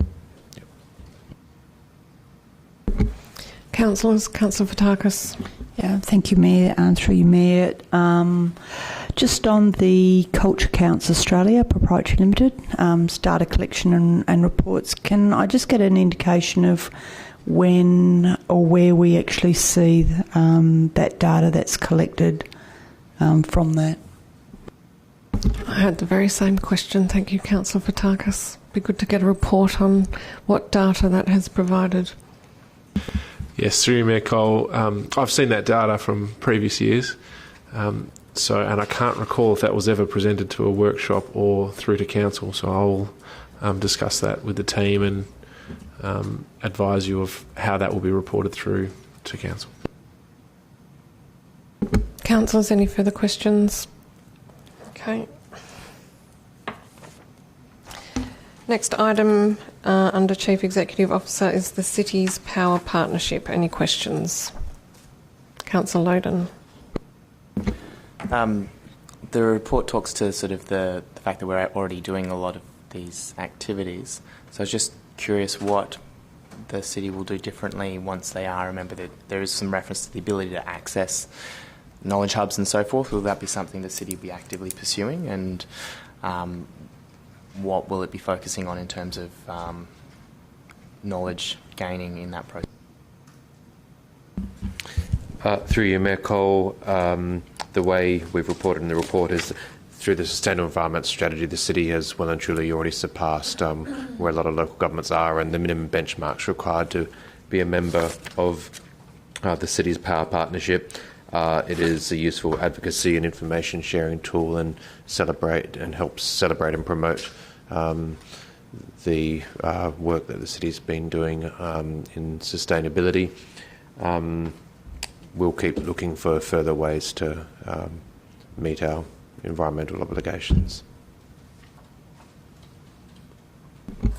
Councillor Fotakis. Thank you, Mayor. I'm just going to flag an amendment. I noted within the report that the Mayor is to confirm our participation in the project. A letter from the Mayor to the CEO of the Climate Council is required. So the amendment will be to note that the Mayor will write to the CEO of the Climate Council confirming the City of Vincent's participation in the city's power partnership. That's just to add clarity to that recommendation.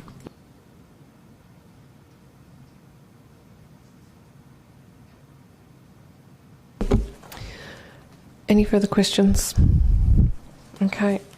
Next item is a late report, lease of 246 Vincent Street, Leederville, to Minister for Works, Department of Local Government, Sport and Cultural Industries. Questions, please. Councillor Loden.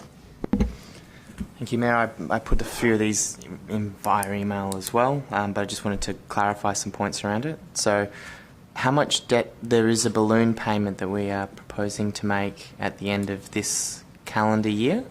And after that balloon payment is made, how much debt will we have left on the DSR building?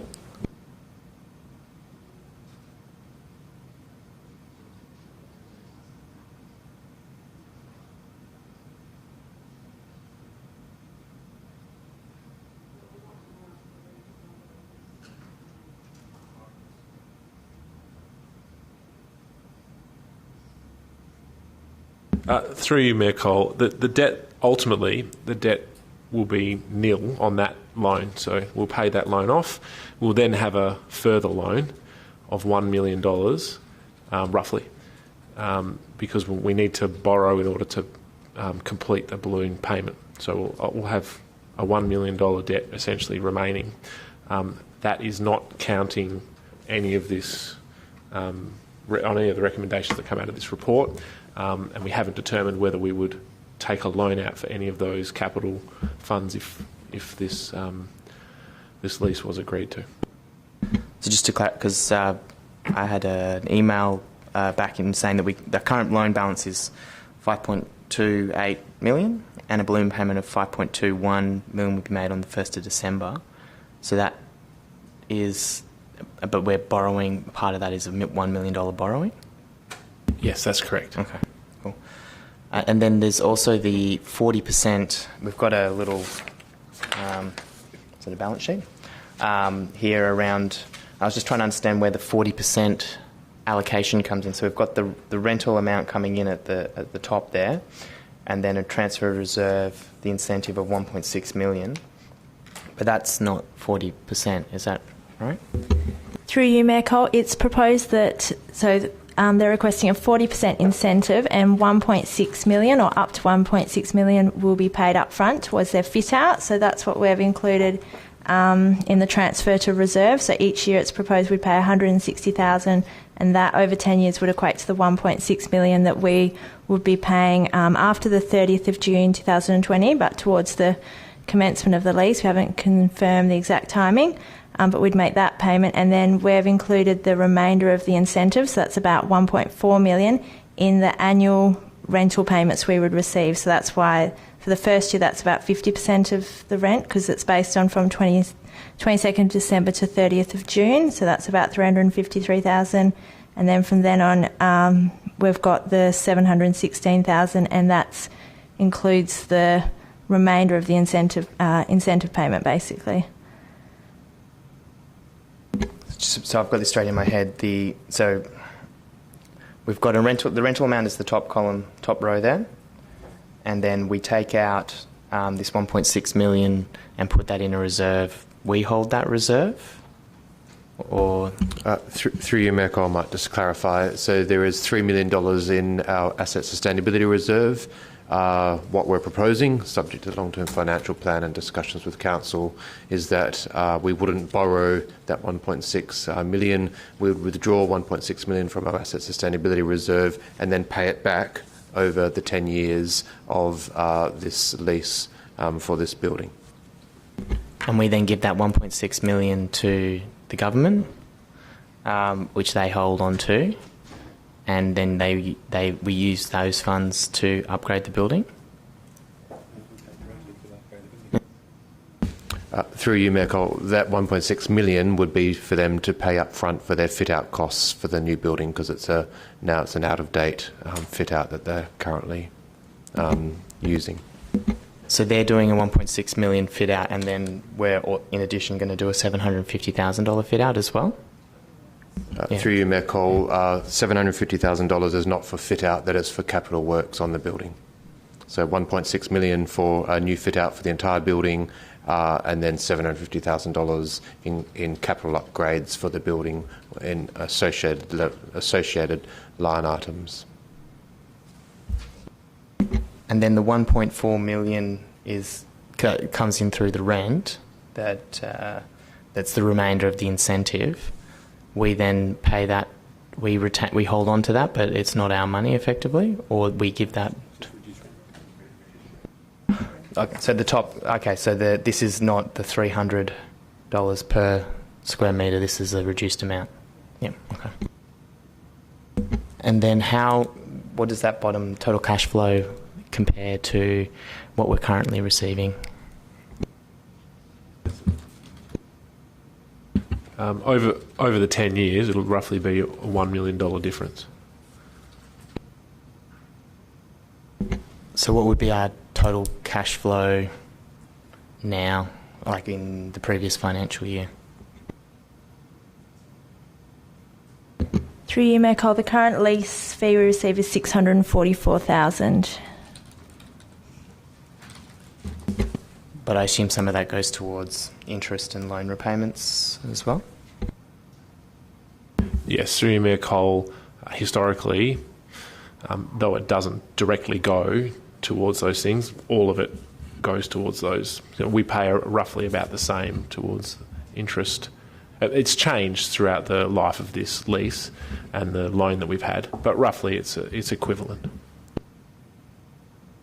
So when if this happened a year ago, say, and we were looking at our budget, what sort of would we have been seeing an increase or decrease in our net financial position as a result of this change?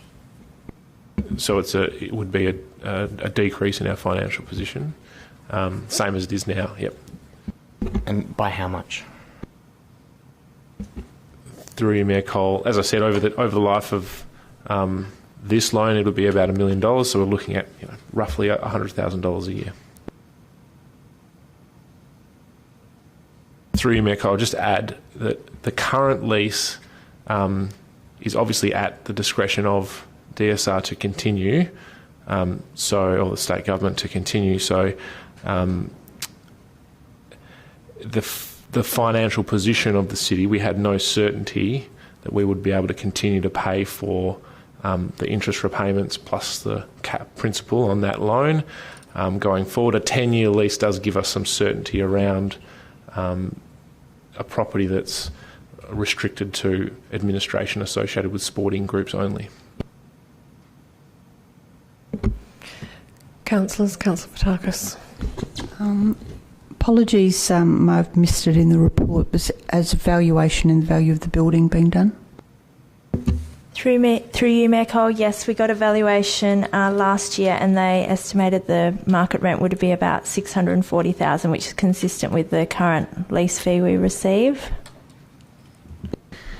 And the actual value of the building, if we're considering actually investing funds in upgrading it, is a value being put on the structure?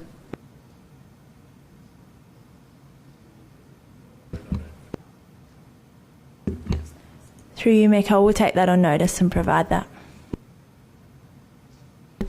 Councillor Castle. Through you, Mayor Cole. One of the reasons why we're entering into this lease is the condition on the approval. Has any consideration been given to whether it would be at all possible to have that removed, or is the position that that's not at all possible? Through you, Mayor Cole, we could apply to have that condition removed through the Planning Commission. But has there been any investigation onto how likely that would be to succeed and whether that is actually a better outcome for the city? Through you, Mayor Cole, that condition was originally imposed on the development application specifically because that is a commercial land use on a sport and rec reserve, and the condition was tied to make sure that only the Department of Sport and Rec could therefore use that office accommodation, because the proposal was premised on the Department of Sport and Rec being based on a sport and rec ground. And to put it the other way, if it was not the Department of Sport and Rec applying to be in there, it may not have been improved originally. Councillor Toppelberg. Thank you, Mayor Cole. Just a question in terms of timing. Obviously, we're being asked to make this decision on the 12th of November with a lease that expires on the 19th or the 22nd of December this year. In the event that for whatever reason either party was to not be able to reach agreement, what happens to the building? And am I correct that in rough terms we'll have $1 million debt owing on a building that's unlettable because the only potential tenant by condition? So there's $1 million problem and that's it. Because there's no capital works, there's no tenant, there's no money coming in. Am I correct that if for whatever reason either party wasn't able to agree by the 22nd of December, what actually happens? Through you, Mayor Cole, there is a holding over provision so they could remain, but that's probably not the best outcome. I wasn't suggesting it was. I get my question is in terms of the so for example, if council was to resolve next week for a lesser term or a different term or increasing rent or otherwise, and that wasn't agreed, the city's financial obligation to the building is the $1 million that is owing on the building. Otherwise, if that $1 million is paid, it becomes an asset of the city that is unlettable other than to an organisation that is involved in the administration of sport and recreation. Is that correct? And also, can I add unsellable? Through you, Mayor Cole, yes, that is correct, but there's also ongoing maintenance and insurance costs. And just to be clear, we own the building, but we don't own the land. Just following on from that, the report says that the land is Crown Reserve vested to the city for the purpose of recreation, office and administration. It doesn't appear to... the report doesn't seem to clarify that those three things must be combined for the purpose of the land use to be, or the vesting to be met. So I guess I would further to Councillor Castle's question in relation to the removal of the condition. I think that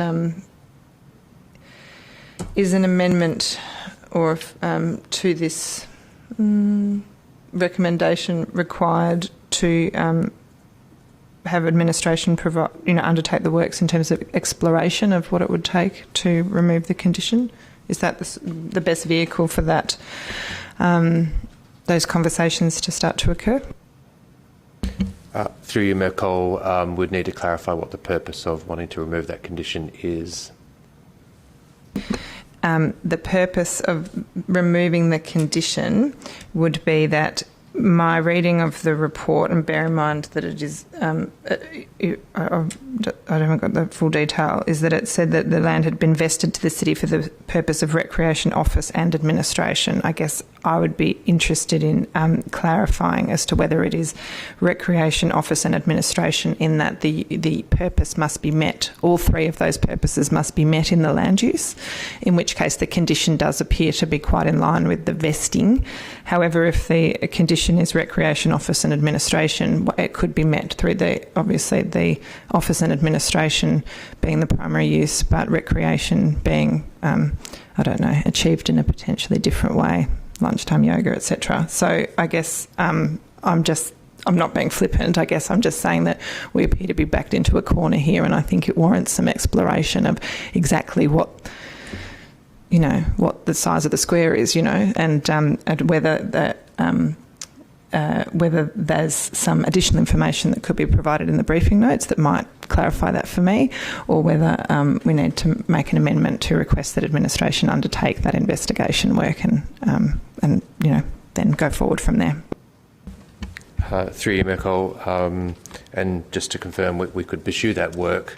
This entire building and proposal, the city decided and council resolved to pursue a single-purpose vehicle to house the Department of Sport and Rec, as opposed to any other office use. So administration would need to revisit that council's original intent for that building if we wanted to pursue a different client.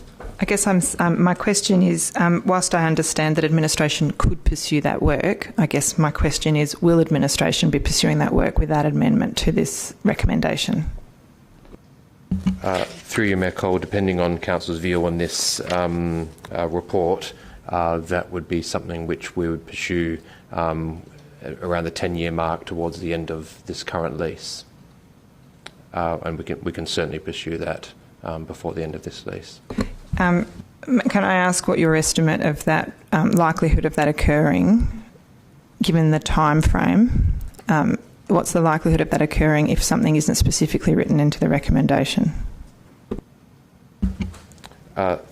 Through you, Mayor Cole, I have had a conversation with the Director General of the department, and the department's undergone an expansion. It's no longer the single department that we built that building for. It's now essentially an amalgamation of 3 departments, which includes the Department of Local Government and what was formerly the Department of Culture and the Arts. And we have indicated that we'd be very keen to pursue a consolidation project to provide office accommodation for the entire department, which is currently split across 3 sites in metropolitan Perth, including the CBD.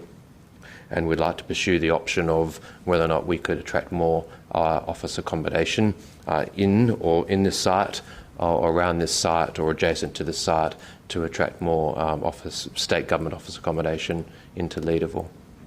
And is it your view that the current condition would be required to be amended for that to occur? Through you, Mayor Cole, no. The way the department, the administration, the wording of that, it can accommodate, as long as it's the complete authority, the department, which also has responsibility for sport and rec administration, we could certainly pursue that entire department, because it's now the holding body for administering sport and rec on that entire site. So we could essentially look at an office expansion proposal or project on that site to double or triple the amount of office accommodation we're providing within downtown Leederville.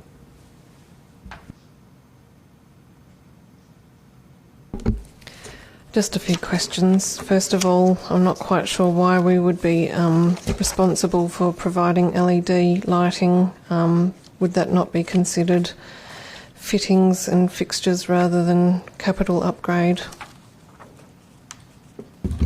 Through you, Mayor Cole, they've made a few, so the department has made a few specific requests, and one of them was including LED lights, so that's something we've included in the negotiations and said we could fund that as part of this proposal.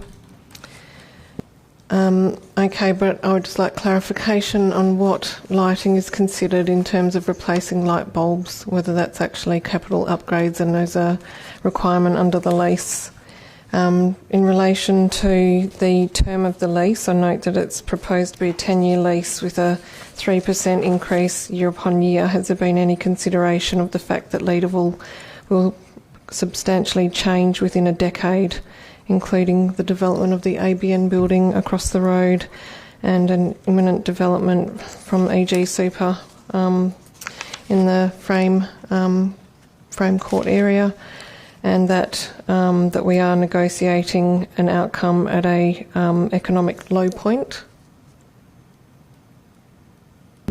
Through you, Mayor Cole, at the option period there will be a market rent review, but for the remainder of the term they've proposed a 3% increase, and that seems to be consistent with market conditions. Would there be consideration of a 5 plus 5 plus 5, or an initial shorter period so that that rent review could occur before a decade? In relation to the capital costs, I'm just wondering what the city has been doing in relation to understanding the asset management of this property, and whether it presents a financial risk to the city that has a small an ability to secure just small revenue base from our ratepayers, and that we have this $3 million sustainable asset reserve for all of our ageing assets, and to require or to suggest that the council would allocate $1.6 million from our $3 million sustainable asset reserve plus $750,000 in our 2021 budget. In your view, CEO, does this present a financial risk to the city? Through you, Mayor Cole, the entire project, or the building in general, and the lease has some financial risks. The difference between this building and all our other buildings is this building generates revenue which could pay back some of the capital costs that are being flagged in the lease arrangement, and will generate an overall net benefit.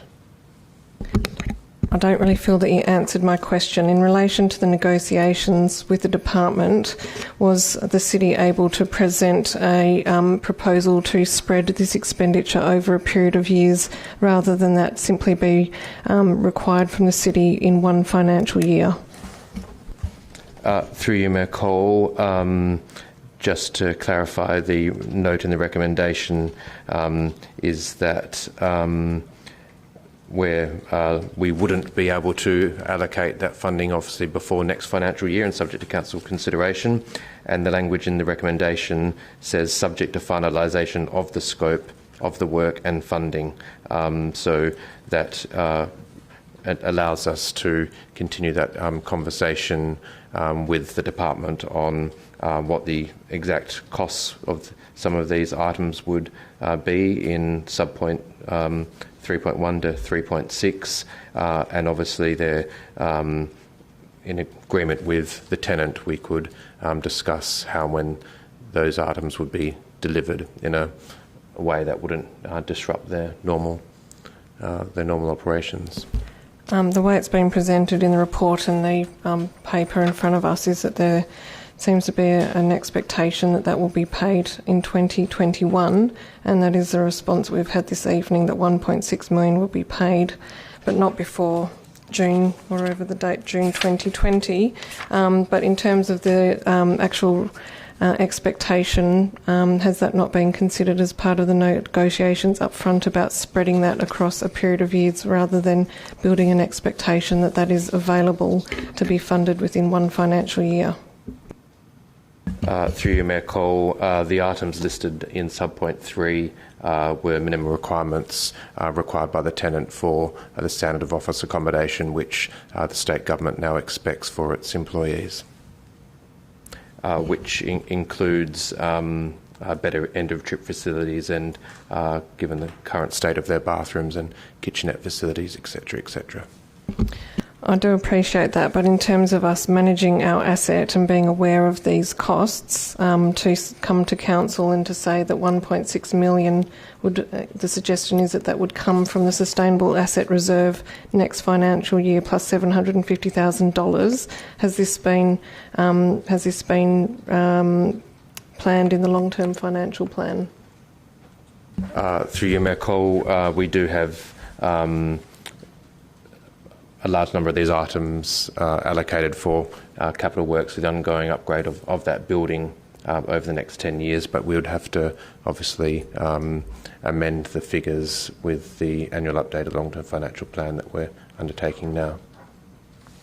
So just in relation to other pressing needs such as Beatty Park Leisure Centre, should we spend $1.6 million of our $3 million in the Sustainable Asset Reserve, noting that we don't have a lot of reserve funding to deal with these issues of ageing infrastructure? How would you propose that we deal with what is likely to be significant expenditure for Beatty Park? Through you, Mayor Cole, if the expenditure related to Beatty Park was for the State Heritage listed grandstand, that we could certainly pursue joint or grant funding from the state government to assist with those works. So we pay them and then they somehow come back and pay us? Is that the plan? Right. I will talk to it at the council meeting. I can't really make it any questions any further, but I guess my question to you is, before next Tuesday, could we please speak with the department about the opportunity of 5 plus 5 plus 5? Could we please speak with the department about their expectations of a small local government being able to afford to pay this in one financial year, and whether we can actually have some agreement that this will be paid over a period rather than one financial year? And try to reach some agreement about what that would be, so that we can actually smooth this into some kind of forward estimate, so that we don't kill off our 2021 budget and deplete our Sustainable Asset Reserve. I think that really does need to be explored further, and just really like to reiterate this issue of LED lighting and whether that is a responsibility under the lease existing. Thank you.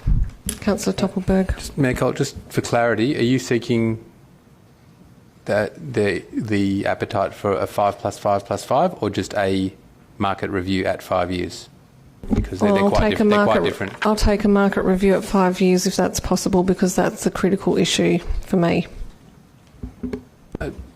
The reason I asked the question is the issue of the capital investment and its payback if you're only guaranteed, and from both the lessor and the lessee, if there's only a guaranteed tenure of 5 years, is a different calculation. But if the tenure is there, it's just a market review, it becomes a different calculation, but at least there's a guarantee of the tenure for the extended period. Yes, I take that point. And if we can discuss market review at 5 years, if that can be considered within the lease, that would be a better outcome. Thank you. Any further questions? Councillor Wallace. I just had a quick question on attachment 1, item 9, estimated outgoings stated per existing lease. I was just wondering if that's a fair estimate, given that the capital works that are proposed regarding energy use are likely to reduce outgoings. Through you, Mayor Cole, the estimated outgoings of $50.91 per square metre is based on the outgoings this year, so it should reduce if we installed solar panels and change the lights to LED lighting. Was that a point of negotiation for the new per square metre rate? Through you, Mayor Cole, we did advise them the outgoings would likely to reduce if we installed solar panels, so that was part of the negotiations, and we did receive some concessions in terms of removing some of the car parking bays from the lease area, also introducing a car parking fee. That wasn't something that they proposed initially. We were able to get them to increase their per square metre lease fee as well, so those factors were all taken into account as part of the negotiations.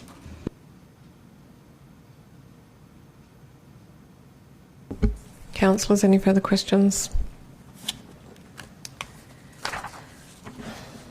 Okay, moving on to 8.3, Council Workshop Briefing and Ordinary Meeting of Council Dates for 2020. Councillors, Councillor Toppelberg.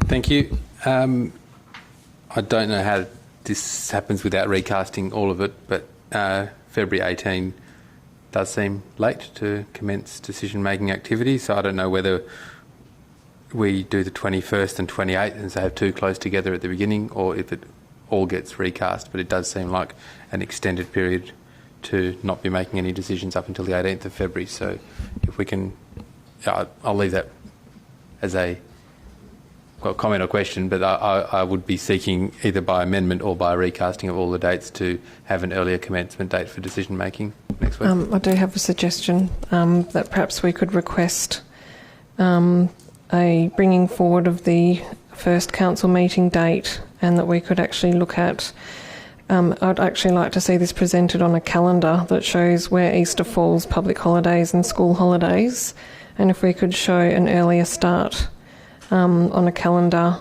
and also the provision of a 4-weekly cycle as we currently have, bringing that date forward. Just noting that our first council meeting this year was on the 5th of February.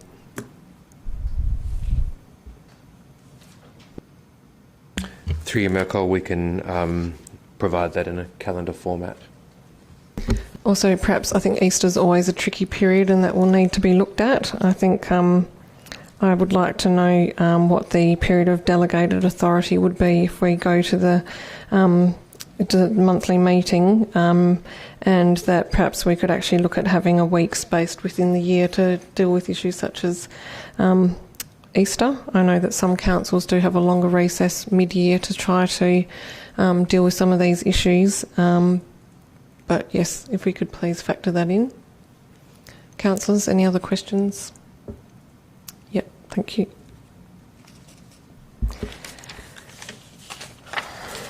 Um, 8.4, Annual Corporate Business Plan Quarterly Update. Councillor Hallett. Thank you. Just in relation to the rollout of the Stage 1 solar that's been delayed, just wondering if you can comment on that and any relationship with then the commencement of the Stage 2 solar feasibility study, which has commenced, and what the timeline is for that. Through you, Mayor Cole, I can deal with the solar projects that are currently approved. So we've done the 3 buildings, the 4th one being this building, and there was just a delay with the Western Power upgrade. So that's sorted now, so that installation's imminent and we're very close to completing that project. I'm not able to comment on the feasibility study for the next stage, but we can put some information in the briefing notes if you want. Councillors, any further questions? Councillor Castle. Through you, Mayor Cole. Just a quick question. The report states that there are no red symbols, but there's one. And I'm just wondering if you can give some clarification on whether that's a mistake or what the issue is with parking permit technology 2.11.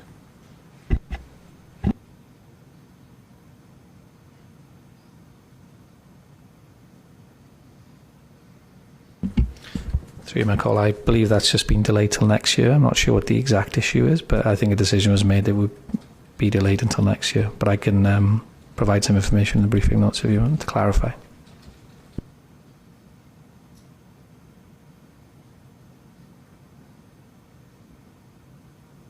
Councillor Hallett. And just in terms of the Community Safety and Crime Prevention Plan, my suspicion is that it's got an exclamation mark rather than a green, because whilst it's been adopted, it's not been fully implemented. Although the actual item itself is just to produce the plan. Yes, my call is correct. The plan has been produced, so we could put a green tick on that box. I can check that. Councillor Loden. Just on item 1.4, the water and energy efficiency initiatives, so they're all progressing well. How many current initiatives do we have that are not proposed for this calendar year but for the future? Through you, my call, I'm going to need to take that question on notice. Councillors, Councillor Loden. Item 1.5 around FOGO. I did ask this one via email in advance.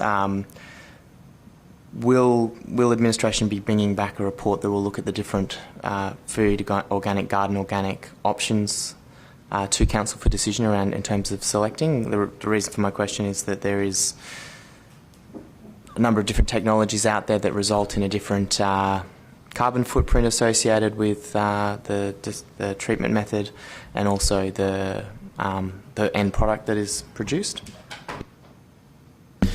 Through you, Michael. I did get this question earlier from Councillor Loden. The response I gave was that would be part of the tender process. The evaluation of the tender would be the different options that are proposed by tenderers. And then just continuing on from that, is the city looking to just have one single provider provide the entire service, or is there the ability to enable smaller groups? I'm aware of Transition Town Vincent and a provider who wanted to set up a biodigester system that has a small volume of waste that they would need. Is there ability for those guys to somehow participate in the FOGO system? So, Michael, it is the intention to go for one provider. I mean, we're open to suggestions and we're happy to speak to transition towns about what their proposal is and see if we can work with them to make that work. And separately, on item 2.6, noting that the consultation, I think, is now closed on Florence Street bike path. I was wondering if you had any early insights into the community's feedback.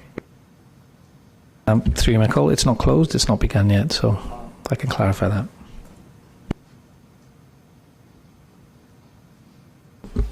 Councillors? Okay, moving on. 8.5, appointment of community members and elected members to the City of Vincent Audit Committee and amendment of terms of reference. No questions? Okay. 8.6, appointment of alternate member for the Mindarie Regional Council meeting, 12th of December 2019. By way of background, it's my son's graduation night and also Aaron Moore Primary School graduation night, which I'd probably be asking if you might be able to attend, Deputy Mayor. So we are looking for someone to volunteer to attend the Mindarie Regional Council meeting on the 12th of December. Anyone interested? Or would you like to think about it and let me know during the week? It's a Thursday. There's a smile happening over there. Is that... Yeah, Councillor Loden, you're usually keen.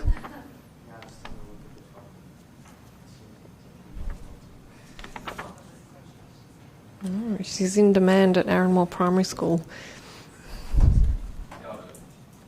Oh, okay, thank you, Councillor Toppelberg.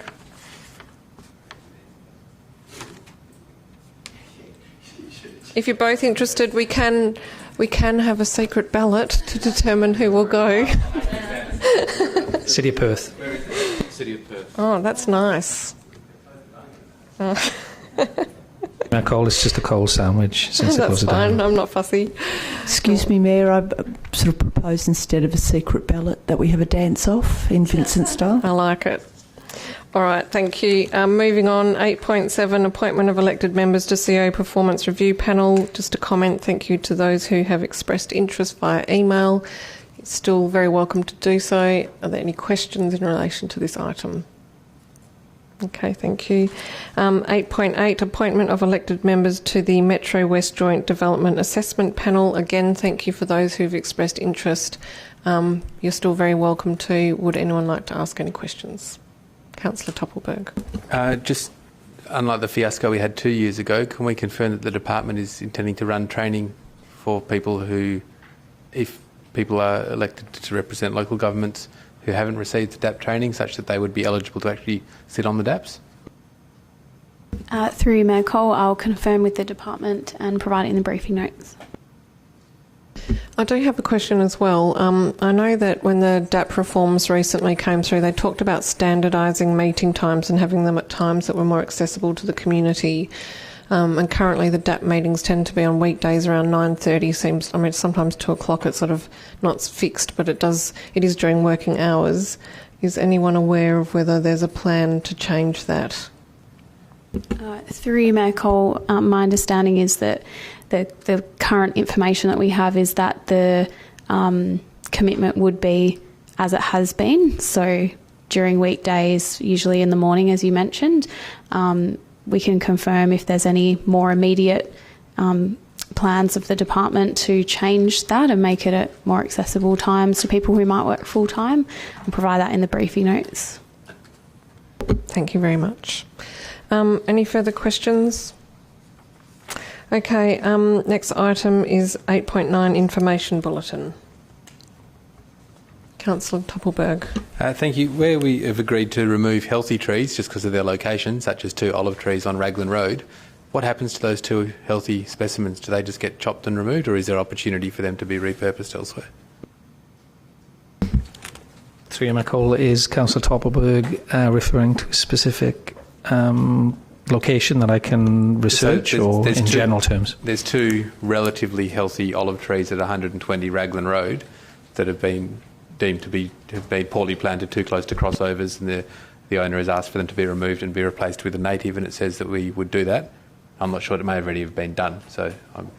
But just in principle, if we're removing healthy trees for reasons, or if we're removing trees for reasons other than their health, do we just send in tree loppers and replanters, or do we actually attempt to replant the healthy trees, especially something like olives that do transfer fairly well? Through Mayor Cole, I'll take that question on notice and put something in the briefing notes. Councillor Hallett. Just to flag that there's a placeholder for attachment F, the stats for development applications, if that can be added in. Through you, Mayor Cole, the stats for October were just finalised at the end of last week, so they'll be put into the agenda for the council meeting.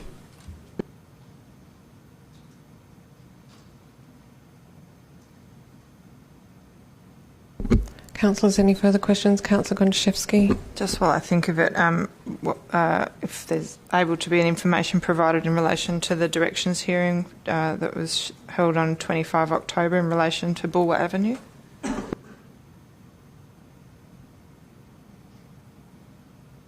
Through you, Mayor Cole, yes, I'll provide that in the briefing notes.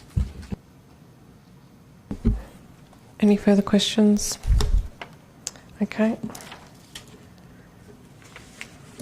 That concludes the open items for this evening, because we have already dealt with the 8.10, as that was raised by a member of the public gallery. So we do have one further item to deal with. It is a confidential item, so we will at this point need to close the doors and say farewell and good night to those who've been tuning in on the live stream. Thank you.